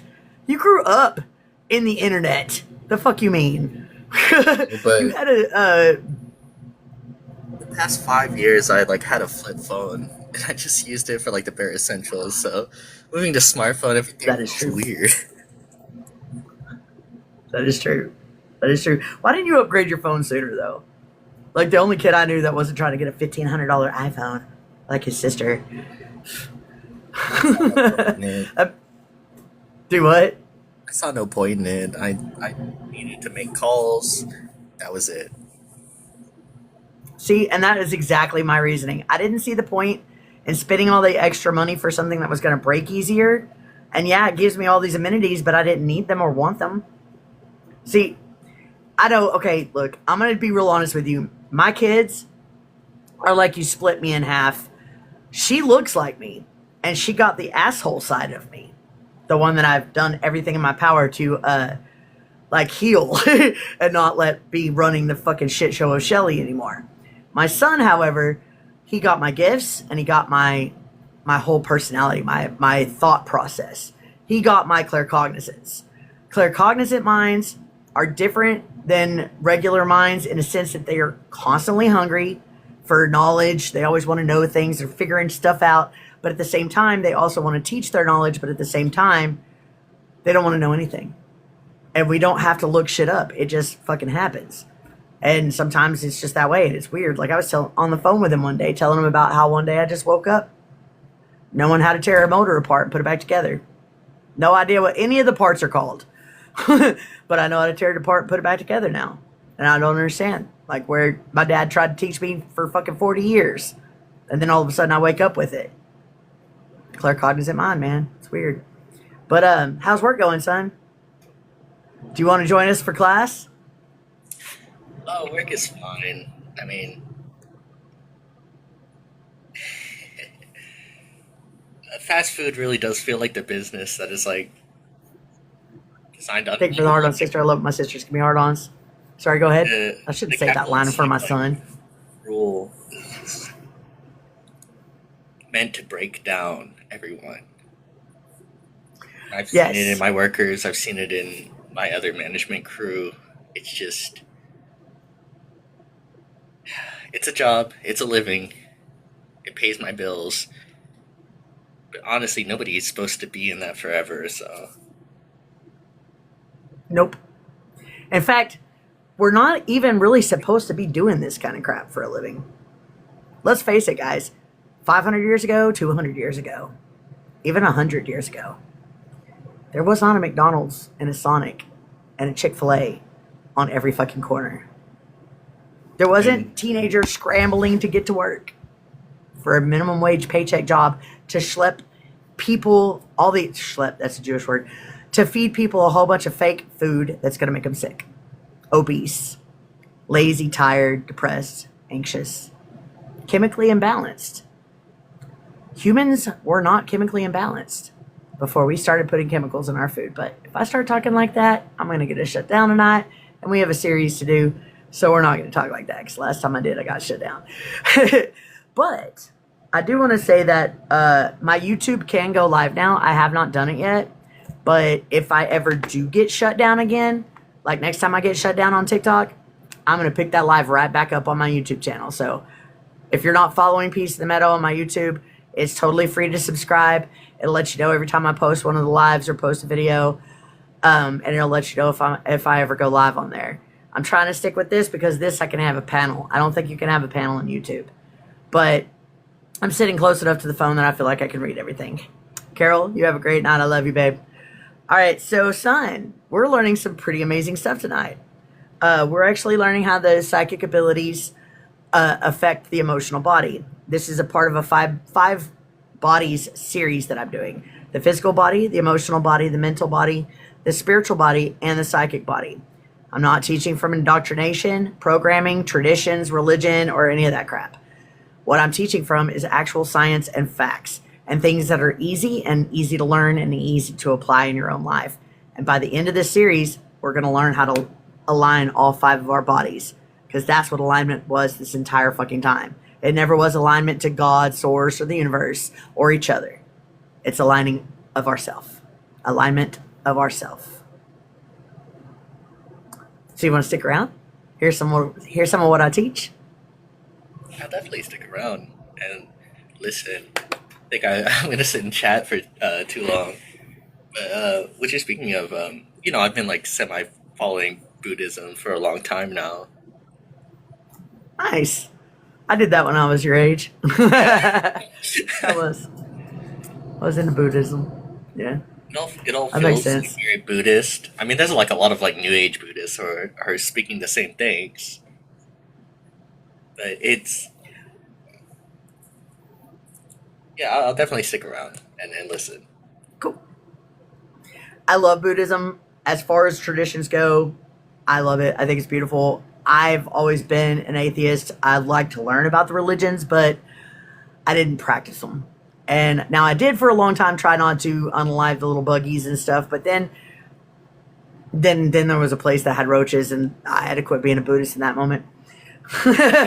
Just had to. Because at that moment, life was not precious. I'm sorry. I'm a goofball. All right, guys. So the next section is trauma and the emotional body. Trauma creates a trigger cycle. The nervous system learns to fire a threat response when it encounters something that pattern matches to a previous harm. For a psychically active person, there's a layer underneath that which standard healing frameworks don't address. Your emotional body is not only pattern matching your own historical trauma, it's also continuously absorbing the emotional states of everyone you're around. And that match, and around you that match those patterns. Sorry, I fucked up that whole sentence. Someone nearby carrying unexpressed rage, you absorb their rage. Your nervous system pattern matches it to your own history. Your body fires a threat response to emotion that wasn't even yours. The personal healing work addresses the pattern matching. The psychic body work addresses the absorption that keeps feeding the pattern new material. Both are required. Working on personal healing without addressing the psychic absorption is like patching a wound while someone keeps reopening it. That's not a failure of effort. That is just the missing piece nobody told you about. Anybody got any comments, questions, or anything before I go on to the next section? I do. Go ahead. I can't get Come on, my Rising. phone to let me tap or anything, so I don't know if I got something going on with the app or if it's gonna drop me. I'm just gonna let you know. I don't know. Does anybody else have it? Don't worry about it. Okay. Do not worry about it. Look, my phone does it all the time. I think it's ever since AI took over TikTok. We call it glitch talk now. There are so many fucking glitches. Hell, I got banned and they wouldn't even give me the copy of my live because they said that I was doing things in my live that I wasn't doing. So they approved they approved giving me my live status back, but they wouldn't approve giving me my fucking recording. That shit pissed me off because that was the very first episode of the Psychic Abilities series. Oh man, bastards! But I have not forgotten JL. I will refilm that after I get through the 5 bodies part. Itches. All right. We ready for the next section? Anybody else got anything to say about that, or questions or anything? I like taking the breaks just because I can sway again. I'm so used to it, dude. All right. Me personally, I enjoy listening to you talk about trauma because we went through essentially the same amount of. So, for context, those who don't know, her mother adopted me, and I don't know if she really learned anything after raising her, but it was more the same shit. So every time she talks about some trauma, I'm like, oh man, I know exactly what you're talking about, but it could just be because we've experienced maybe similar things. I'm not even sure. I hope that you didn't experience as many things as I did. I really do. I really hope you didn't, but I know that at her hands, at least, you probably experienced the exact same thing. Her being curious about your psychic abilities and your brilliance and your talents, but also being jealous and hating of it and trying to beat it out of you. She literally told me one time I was trying to beat the Connie out of you. Connie was my birth mother. And then she tells him the same thing, trying to beat me out of him. Yeah. You can't beat out I remember her genetics. saying all of that, yeah. The only thing This I think is a I STEM had friendly zone. on was the only Sorry, thing I was think clapping had and I didn't hear revenge you. on was Teddy wasn't able to move around because of the MS. I love JL's comment. This is a STEM friendly zone. We STEM here. We're all neurodivergents. That's what we do. We're twitching, jumping, and freaking out on something all the time. Yeah, I think most of my Meadow family knows a little bit about our story, son. Without calling yours out so much, I just told them my version of it, or my part in it, or my part of it, the part that I suffered through, and the having my children taken away from me in the lies that were spread about me and my reputation being ruined when I was the lifestyles editor of the newspaper, had an IRA, a 401k, 2 bank accounts in 2 separate banks, owned my home and owned my car. And all of that got shit-faced. My everybody in this town has looked at me like a piece of shit ever fucking since. Because they all think I fed him and his sister. And I didn't. I hadn't even seen that shit yet. And they refused to do the drug testing. They refused a lot of shit. They refused his paternity testing, which would have proved that, hey, Pebbles, how you been? He would have proved he's half Apache, because in the state of Oklahoma, white people can't adopt Indian babies. But they sure did without my signature, because all they had my brother's unaliving money. And that's what sucks about it. That's why I want to change the world so fucking bad, because I don't want anybody else to grow up like that. He didn't deserve that life, and I sure the fuck didn't either. Neither one of us deserved what we went through. And it's not fair. And the only way that I can fix it, because it can't go back, the only way I can fix it is to try and change it for everybody else in the future. Hey, it's your buddy just checking in. Which buddy? Day Day Cooks? Who's Day Day Cooks? Anyway, good to see you, Pebbles. So, next part is to what to actually do. Subway buddy. Okay, who are you? Day Day Cooks. Day Day Cooks. Is that the foot long and 6-inch that I charge for a 6-inch and a 3-inch? You are not old enough, sir. Foot long urban cheese. Do you know how many herbs and cheeses I spread in a day?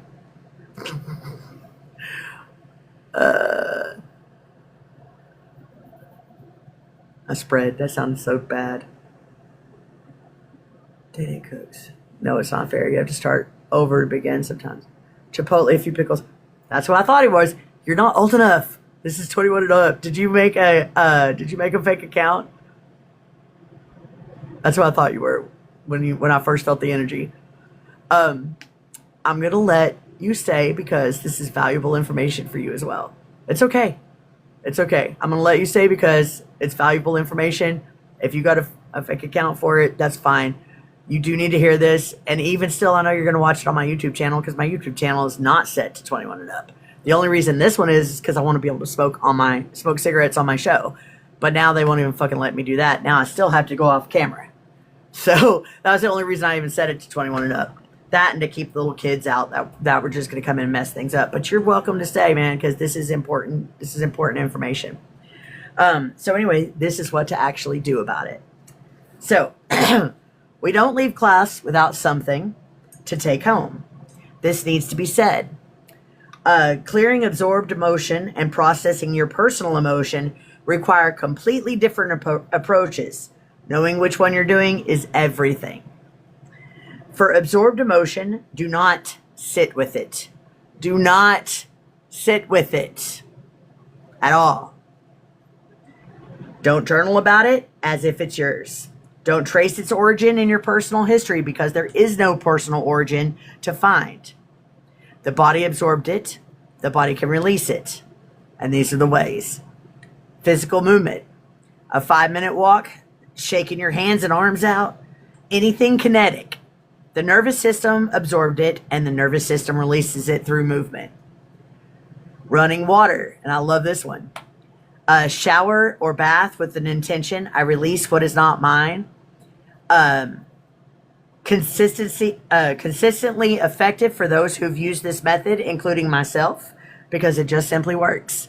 What I like to do is stand in the shower and imagine the water is actually rolling through my nerves, or going down my nervous system, or going down my veins or my muscles, or whatever part of my body absorbed the most bullshit that day.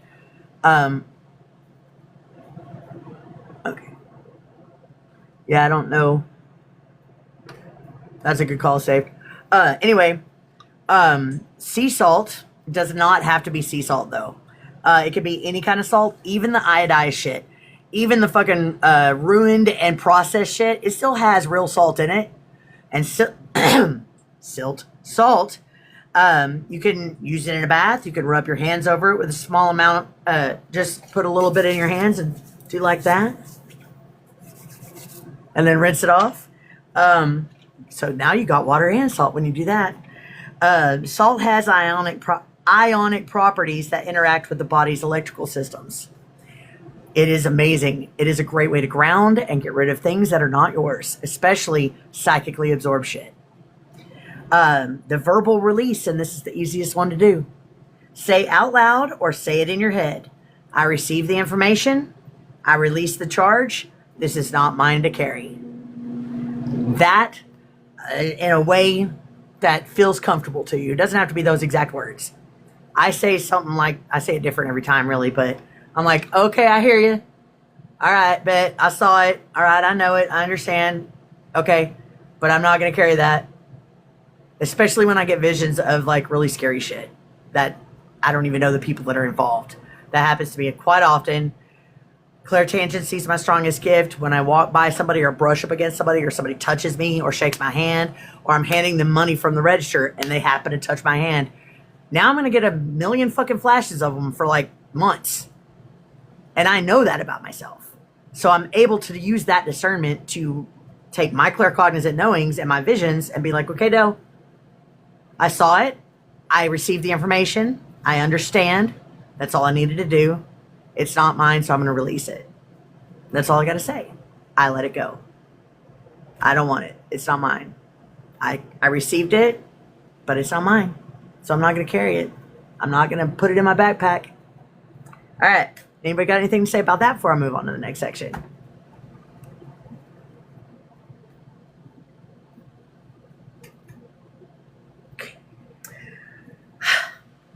For your personal motion, it has to be fully felt before it will move. The emotional body does not resolve emotion that gets suppressed or analyzed before it's felt, or spiritualized away before it's experienced. Feel it first. Stop. Breathe. Ah, damn it. The papers are sticking together because of the water spill. Let it be exactly what it is without trying to change it. Emotion felt only in the mind stays stuck. Emotion that moves through your body, through sound, through tears, through movement, that's what actually completes it. So say you're feeling emotionally overwhelmed and you feel like fucking laughing because you're about to go psycho, or you're crying because it's just taking you out, or you're angry and you punch a wall. That's okay. I mean, yeah, now you got to fix your fucking hand down the wall, so it's really not okay. But it's okay to feel that anger. It's okay to cry those tears. It's okay to laugh maniacally. It's okay to laugh hilarity. Hilarity. You know what I mean? Yes. And then the next is the daily body check. In the morning before the world gets in, 30 seconds, eyes closed. Note what you feel. That is your baseline. Before sleep, ask yourself what arrived today that was not in your baseline. Release it before you carry it into sleep.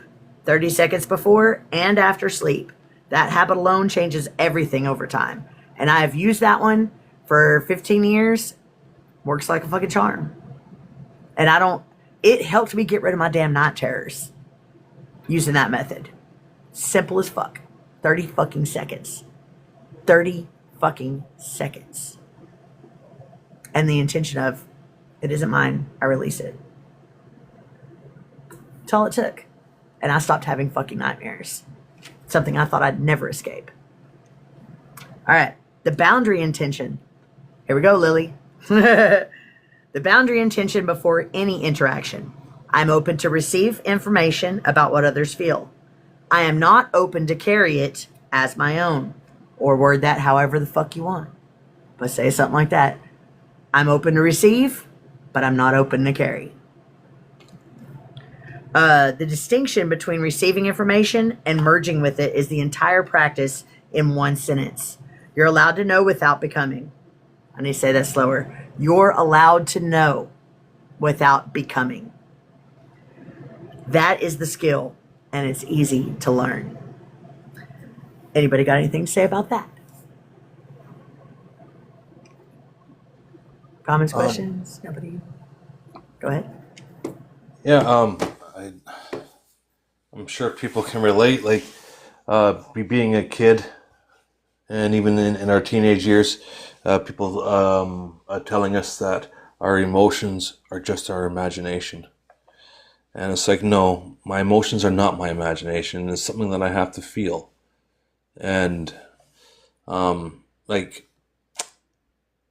then being called like I'm being selfish. And I'm like, no, there's a difference between being selfish and self-centered. And so I knew I was dealing with narcissists, and they do not like not having their power put onto other people. And you know what? It's too bad, because I'm not going to let those types of people cross my boundaries anymore. And if they don't like it, they're just going to move on.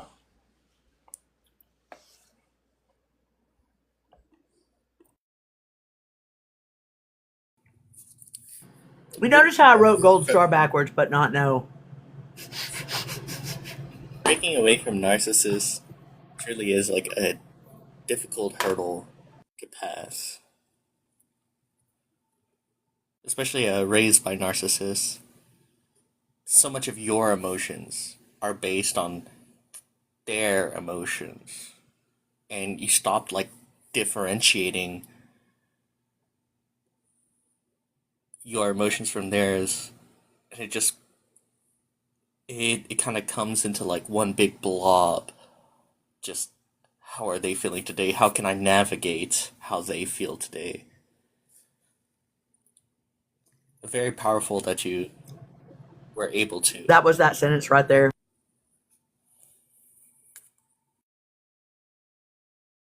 Sorry. That sentence you just said, you're having to navigate their emotions. Your emotions are based on theirs. I think we've all experienced that. But finish what you were saying, babe. That was pretty much the end of it. I wish I was college literate so I could articulate exactly how I feel or how I think, but You don't have to be college literate for that. I'm doing it. I've never fucking spent one single day in college.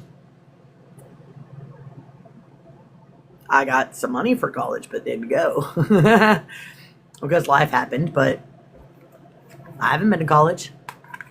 Everything that I've learned, I've taught myself, son. Sorry, I was Hi, rolling Rising. the window up and I hit the button. But I did have a question about that. So, when you're breaking free from the narcissistic clutches, that's what I'm gonna call it, because there's a grief period, and then there's like an anger period. It's anger at them, anger at ourselves, all the whole thing.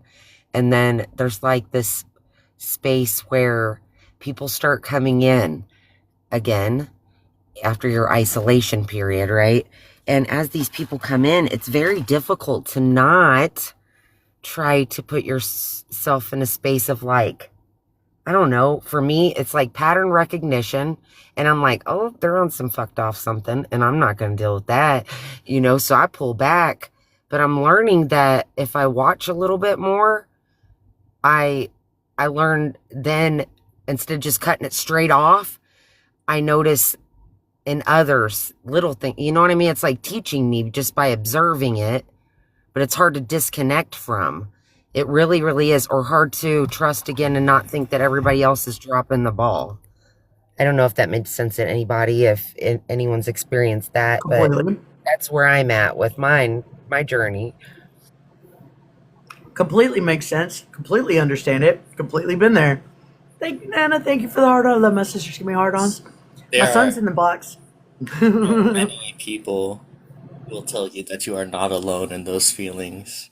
I think just about everyone feels those. Many people coming from narcissistic families just don't have a way to say it from their own perspective. But I can tell you absolutely you're not alone. I feel like that, but I didn't come from a narcissistic family. But I've always had a hard time expressing my emotions. It's because my parents were hardworking people, so they didn't all their stress of their business. I'm pretty sure I absorbed all that. So they weren't really emotionally available. I don't remember much of my childhood, honestly. Same vein, different story. Right.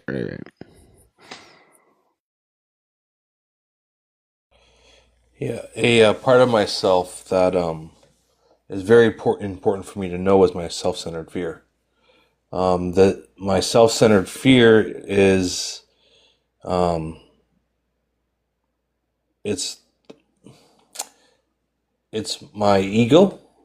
It's in my ego, and I'm not the ego. I'm the observer of the ego. So I have to identify that self-centered fear to see how these narcissists are trying to create an illusion with my self-centered fear. So I'm attached to them, like they're like the knight in shining armor, or like the savior. And it's like, no, the savior that I know is within myself.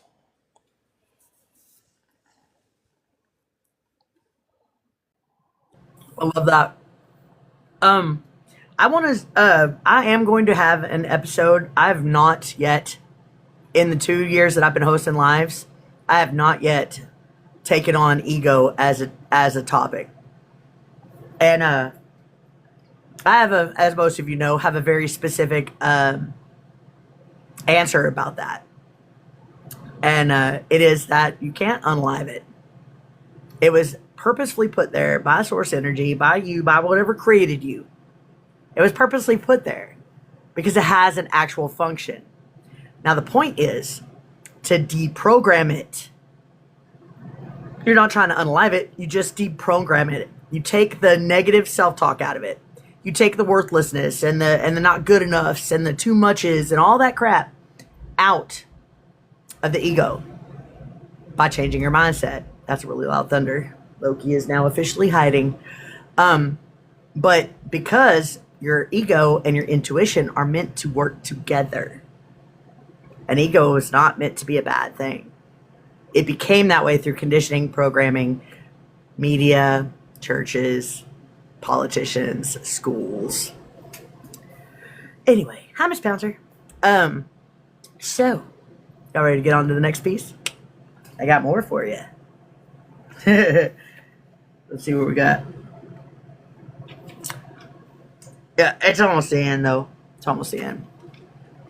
The emotional body in the 5 bodies chain. The emotional body sits between the mental body above it and the physical body below it. Everything the mental body couldn't interpret gets passed down to the emotional body. I thought it was the mask your trauma built. Which part? What'd I say? The ego, you mean?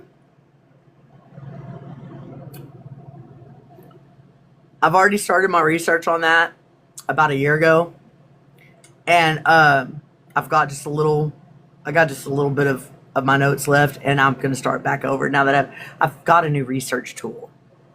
And it's cut my research in like 3/4. So I can like furiously get all kinds of fucking information instead of having to go to website to website to website to website to website and watching videos, read all the fucking paragraphs.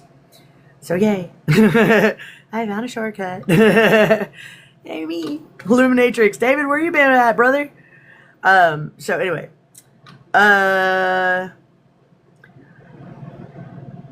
Okay, gets passed down to the physical body. The physical body is the last stop. It absorbs what everything above it couldn't handle. But a clear emotional body also does something for the mental body above it. Ego, aka NPC character? No. Paul Ego. That's cute. No. No, not as an egoic. Like, oh my god, you have a big ego. Not like that. I'll explain when we get to it, but trust me, all of the things that I'm teaching, guys, there's reasons for it, and the more of it that you learn, the more it'll become clear to you. When you start balancing all 5 of your bodies, when you start balancing all of your mindset, when you start balancing your ego and your intuition, when you start learning how to work with the things that are naturally in your ability, whether it's being able to draw, being able to design a car, play a note, or write a note. You know what I mean? Like, no matter what it is, everybody's got their own natural talents. Some people's natural talents are so everyday for them. Like with David, I'm going to call you out, Dave. With David, when he and I first went through his charts a year or so ago, he wanted to know what his purpose was, and I helped him find it. And he found out that he'd been living it every single day. Every day of his life. And that was pretty amazing. Like, getting to see him light up like that. Like, oh, I've been searching for something that I'm already doing. I think that's amazing. Sorry you had to leave. You will observe. No worries. And like I said, if you missed anything or if you want to watch it again, the replay will be downloaded onto my YouTube, hopefully by the end of tomorrow. It usually is. But anyway, back to it. But a clear emotional body also does something for the mental body above it. The emotional body is the mental body's compass. Feeling is how the mental body knows whether the info it's processing is true or distorted. When the emotional body is congested, that compass is unreliable. A clear emotional body means accurate feedback, which means cleaner reception through every ability you carry. When all 5 are in communication, when information flows through the chain without jamming, that is alignment. Not to something outside yourself, within yourself. The 5 bodies working together. The physical body receiving the physical body receiving what has already been processed and released upstream. That's what we're building toward, one layer at a time. If you spent your life being called too much, too sensitive, too emotional, too intense, or the opposite, cold, unfeeling, like nothing reaches you. Both of those are descriptions of an emotional body that was overwhelmed without a framework for what was happening. One looks like too much feeling. One looks like feeling nothing. Same root, same cause. Neither one was a character flaw. Neither one was weakness. Neither one was something wrong with you. It was the absence of information you deserved. You deserved to have and nobody gave you. Well, now you have it. I hope tonight's information helped you. Please join me again next Tuesday, June 2nd at 8 p.m. Central Time Zone, where we will be learning all about the mental body, the psychic abilities' effect on it, diagnoses that might have been misunderstood, spiritual psychosis, and what to do about aligning and balancing the mental body with the other 4 bodies. Remember to come at everything with acceptance, understanding, support, encouragement, love, gratitude, curiosity, and be open to receive, including yourself, especially yourself. Does anybody want to say anything about the material that we learned tonight? I think it was awesome, and I appreciated every piece of it. And thank you for all the hard work you do. Dude, my shoulder's about to fall the fuck off, man. I've been in so much damn pain. All right, go ahead. Sorry, Lily. I didn't mean to interrupt. I think you're doing a great job, and thank you for sharing your information with us. I just want to state that I am very proud of you, Meadow. I'm very proud of you. You're doing great. You look amazing. Keep it up. And thank you. I took a compliment. I said thank you, and I didn't freak out. Thank you, Lily. Thank you. You're welcome. And my entire life, you've done nothing but preach fucking gospel. I'm so happy that I come from you and that I share so much in common with you. Like, it's just, it makes me happy. It makes me feel justified, like, as a person. For so long, I felt like an outsider. But seeing this just in you and seeing that you have so many followers, it makes me feel a little less alone. For that, I will be eternally grateful. I completely get that feeling, son. Completely. I started this episode out crying. I'm ending it out crying. Shit. I completely understand that feeling. I have felt alone my entire goddamn life. And I know you've probably heard the story 100 times, and I'm sure everybody else has heard the story 100 times too, but I'm going to tell it a fucking again. Because it's my life and I can. If you don't like it, leave. No, I know y'all aren't going to leave. So I had visions of my son and my daughter. Not my youngest one, the two older ones. I had visions of them back in junior high when I was like 11 and 12 and 13 years old. I didn't know that they were my kids that I was having visions of until the first one was born, just like in the poem testimony. And then when he came out looking just like he did in his visions, I was like, holy fucking shit, these were my kids the whole time. And I don't know why I didn't notice it, because she looks exactly fucking like me. Exactly. Like, I should have noticed that in the visions, but I don't think that I really saw as much of their faces as I did their hair color, their skin color, their aura color. That was the part that I saw the most. I saw that even more than I saw anything else. But when I was in high school, I started having visions of the two of them on stage, changing the world through this stuff, I guess. I don't know. They were on stage. He's standing back there, clasped hands, just watching everything with this little stoic face that he does. And my daughter was preaching. It wasn't until a year ago. It was a little over a year ago when I was in East Texas in the woods at the biker's house. Thank you guys for the gifts.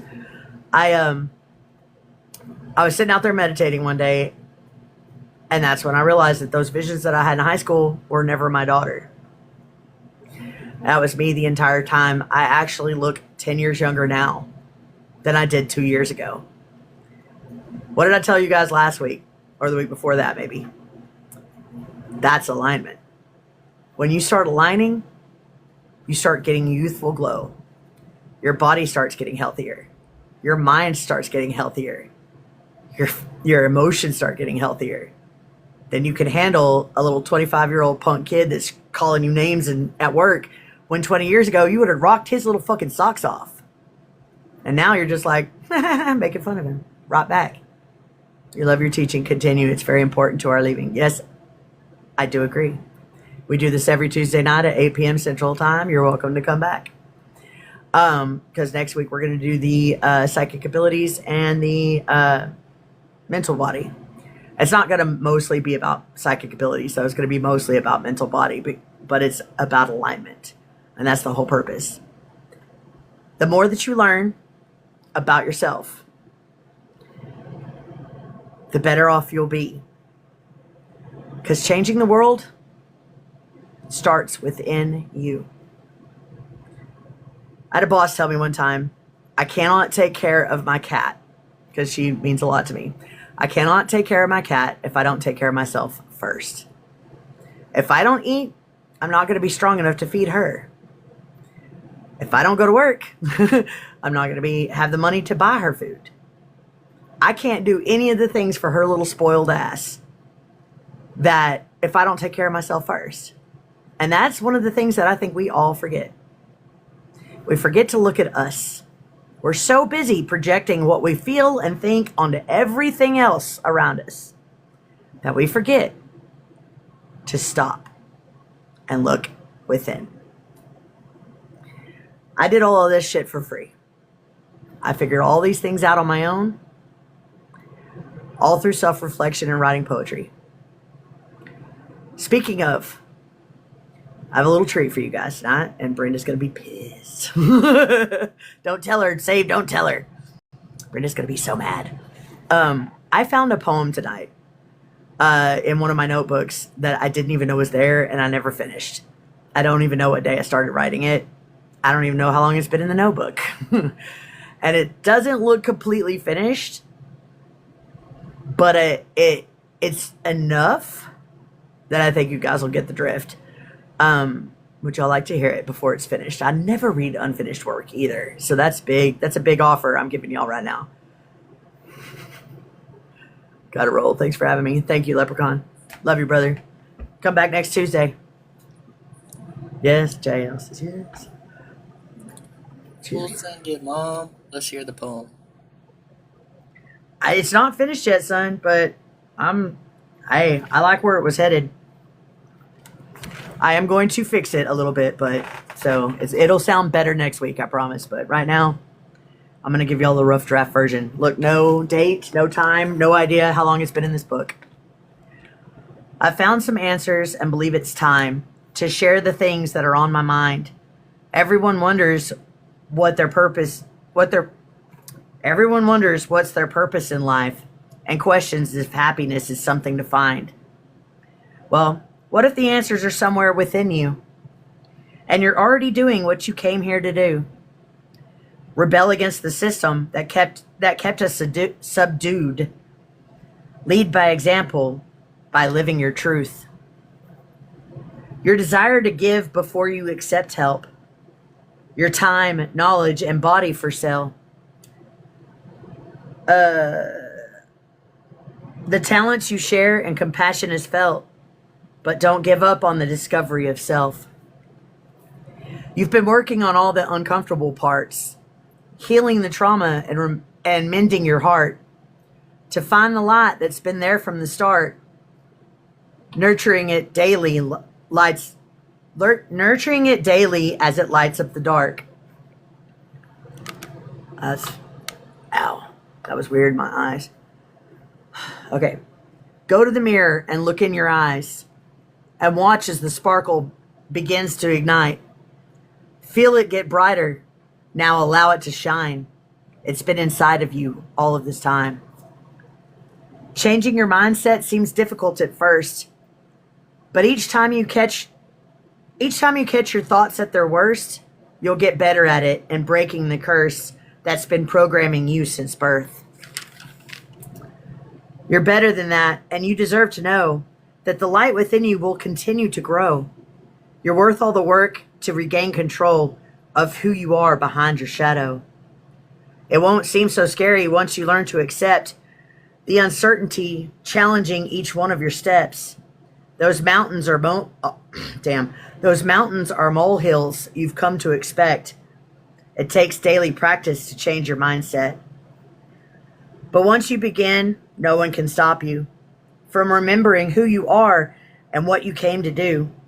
Your purpose is releasing yourself from the loop of believing you're not worthy of living your truth. That part's messy. I don't know if I'm going to keep that part. The entire cosmos is watching this show of humanity awakening I don't like that line. It says of humanity awakening and letting go, but I'm going to change it. The answers are within each one of our souls. You need to forget everything you've been told. In my final words, I'll say this out loud. There's reasons you've always stood out from the crowd. Oh, thank you. Thank you, guys. There's reasons you've always stood out from the crowd. You refuse to be silenced, so it's time to shout. Free yourself from the system right now. Give yourself permission to heal from your shame, guilt, anger, or fear that's caused so much pain. You can show the world how to be the change by doing the work and winning the game. I'm going to fix it up a little bit, but that's not bad for a rough draft that I found and I have no idea when I did it. What do you think, guys? Sounds just like all the rest of my shit? Yeah. It's kind of what I thought. That's probably why I abandoned it. Thank you for sharing it. I love that. Thank you. Oh, cool. Tina's still here. I was feeling Hey, Tina, it. it's my son. That's my son. You're feeling it?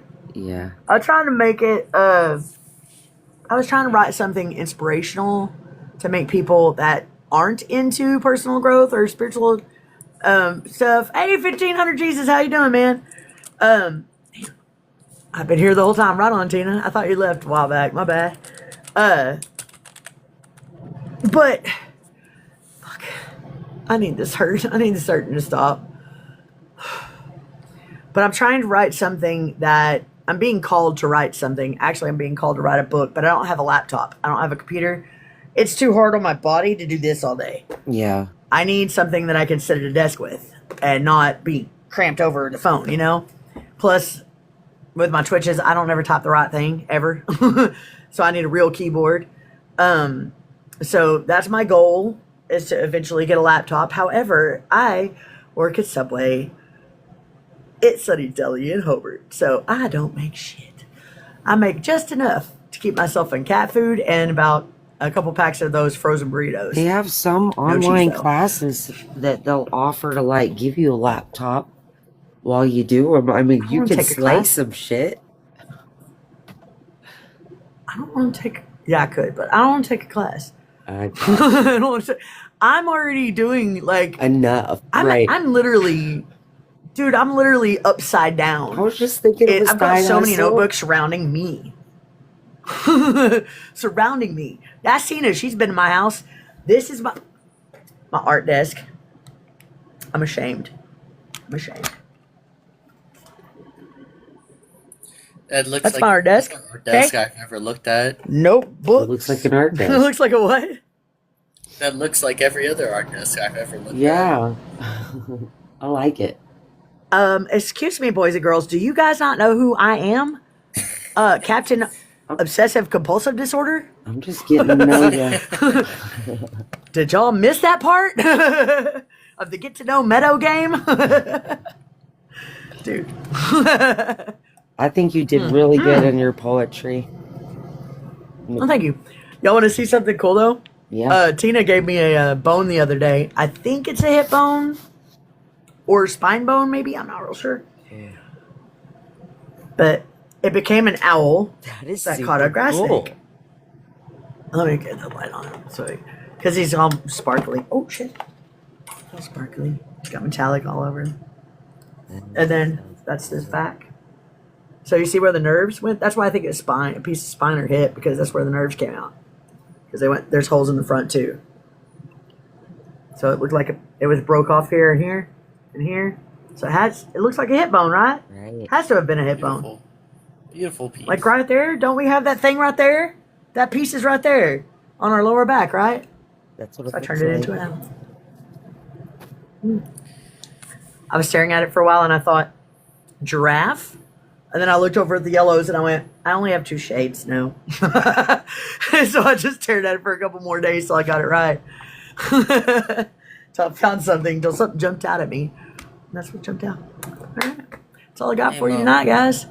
And, yes, sir.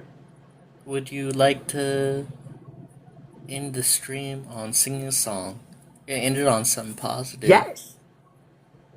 What song? Hell yes. Do you have a song for us? Do I have? No, I don't have a song.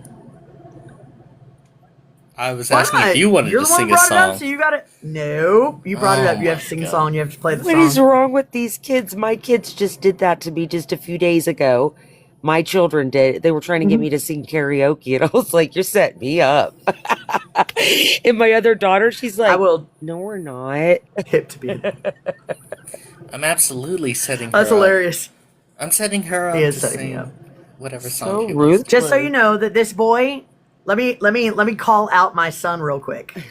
Uh-huh. He played 26 instruments by the time he was 11 or some shit like that, and then gave it up for fucking video games. I didn't give it up. I still do it. I just do both. I Turn just your also camera on don't do anything else and play with us a my life. song. Turn your camera on and play us a song. Is cello one of those? Yeah, cello. Oh You have my the cello? God, I love cello. Do you I have don't it? have the cello with Or me. does it? No, it's at my Grammy's house. You get any strings? Grammy. Who's I Grammy? got several strings. Mimi. Oh, you mean Mimi? Why'd you call her Grammy? Grammy, Mimi, whatever. I've never heard you call her Grammy before. Yeah, Okay. yeah. Turn your camera on and play us a song. I'm going to put you in the big screen. I'm pressing the camera And then button. I'll It's sing. not doing anything. Sorry. Liar. He is such a liar. I am. I'm So pressing the fucking button. Nobody mind. Okay, fair. Oh, you're not on your laptop? No, I'm on my phone. That's still cool, though. All right, well, just sing us a song. I'm going to mute. No, you sing too. That was the whole point of it. Hear Well, your it's got a voice as lag. well. See, I'll sing after. It's got a lag, so That's fine. singing together is going to sound like two different people singing at different parts of the song. That's fine. Who only has 40 followers?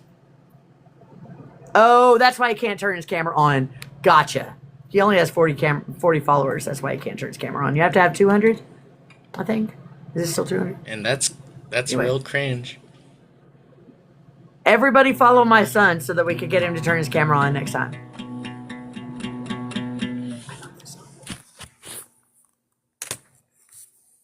I have to move my phone, I guess.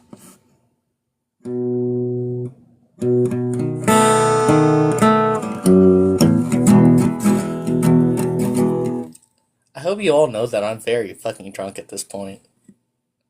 Okay. Son, you can't say that on TikTok. You'll get me in trouble. I've already gotten one one flag for something I didn't do. Yeah, you can't Shit, do that. my bad. All right, good. I'm Continue. very unsober. F1 comments. There you go. I'm very unsober. You know what? I had a band that I wanted to call SOS, So Over Sober. That was a long time ago, though, and I made little posters for it, but never saw the stage. Anyway, continue. Song. Oh my Play us God. out. I'm starving.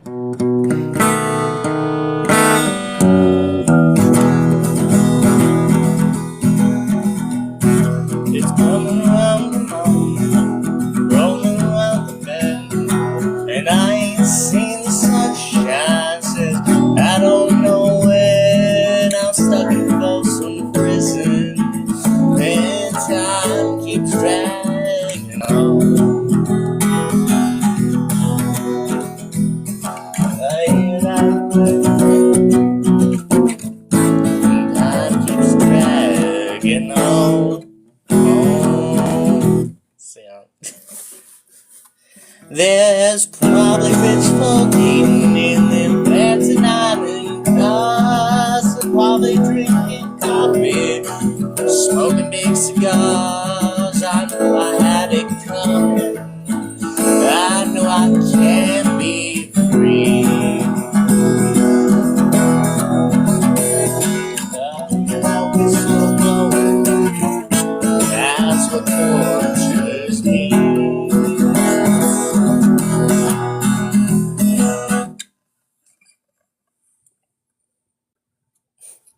I love it. Well, son, I will tell you this. I have had a lung infection for the last week so far. And so I can't sound as good as you do right now. And Loki's got her back turned toward hilarious. But I will sing a little bit for you, but no, don't make fun of me if my throat cracks, okay? Or if my voice cracks, rather. Y'all want to hear an original song, or do y'all want to hear something that just popped into my head by Jelly Roll? Save me. I got that in my head. Do whatever makes you sound pretty. All right, let's see. I'll do an original then. Jelly roll. Tweety says jelly roll. All right, I'll do jelly roll. All right. Somebody save me from myself. I've been so long living in hell. They say my lifestyle is bad for my health. It's the only peace I've ever found. I fucked up the words. Just kidding. I can sing my own songs, but I'm not gonna because my voice hurts. And I've been talking for 3 hours. Anyway, I will say it. I was guided to come in here at this moment. That's what's up. Hell yes. That's what's up, Jesus. I love it. I'm glad that you're here, man. I can sing my original song, maybe. Yeah. All right, yeah. I think you sound Have you? great. My voice sounds better when it's not hurting. All right. This one's called A Happy Ending. Am I alone in this world? Is there no one left but me? Imagining a face I'm not allowed to see. When I go outside, the world around me disappears. It's time to realize, Andrea, that I'm not really, damn it, see, that I'm not really here. It's so wrong, forgotten who I am, failed the master plan, lost the real me for so long. I've waited patiently, hoping I could see a happy ending. Yeah, my voice cracked 3 times during that chorus. You were in the States and you didn't even fucking say, hey, Meadow, where are you? No. Your voice is always beautiful, Mother, and I always enjoy listening to it. Well, thank you, son. I have a feeling that there would have been a teenage time when you didn't, but yeah, I was in Savannah, Georgia. Oh, man. I was in Kentucky a while back. Did you really? I always like listening to you play, and I even liked watching you play video games, and I hate video games, like, with a passion. But the zombie ones were fun. Video games are just, they're simply like, you move from playing a guitar to playing a keyboard, or a controller.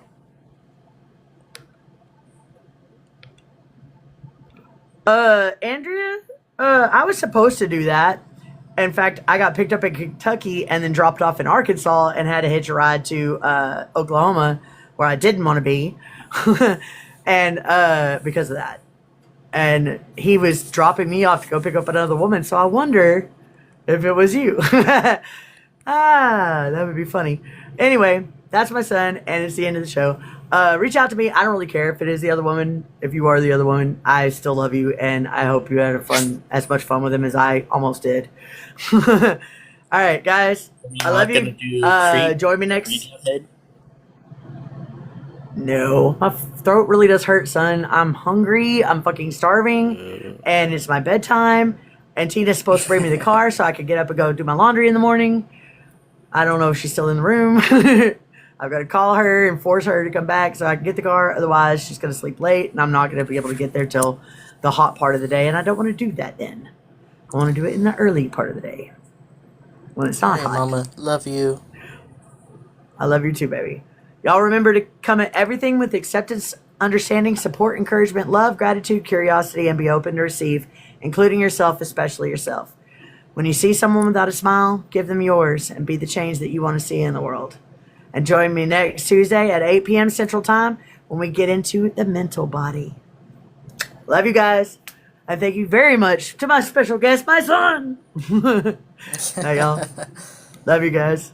Love you, Mom. Talk to you soon. Love you too, baby. Bye.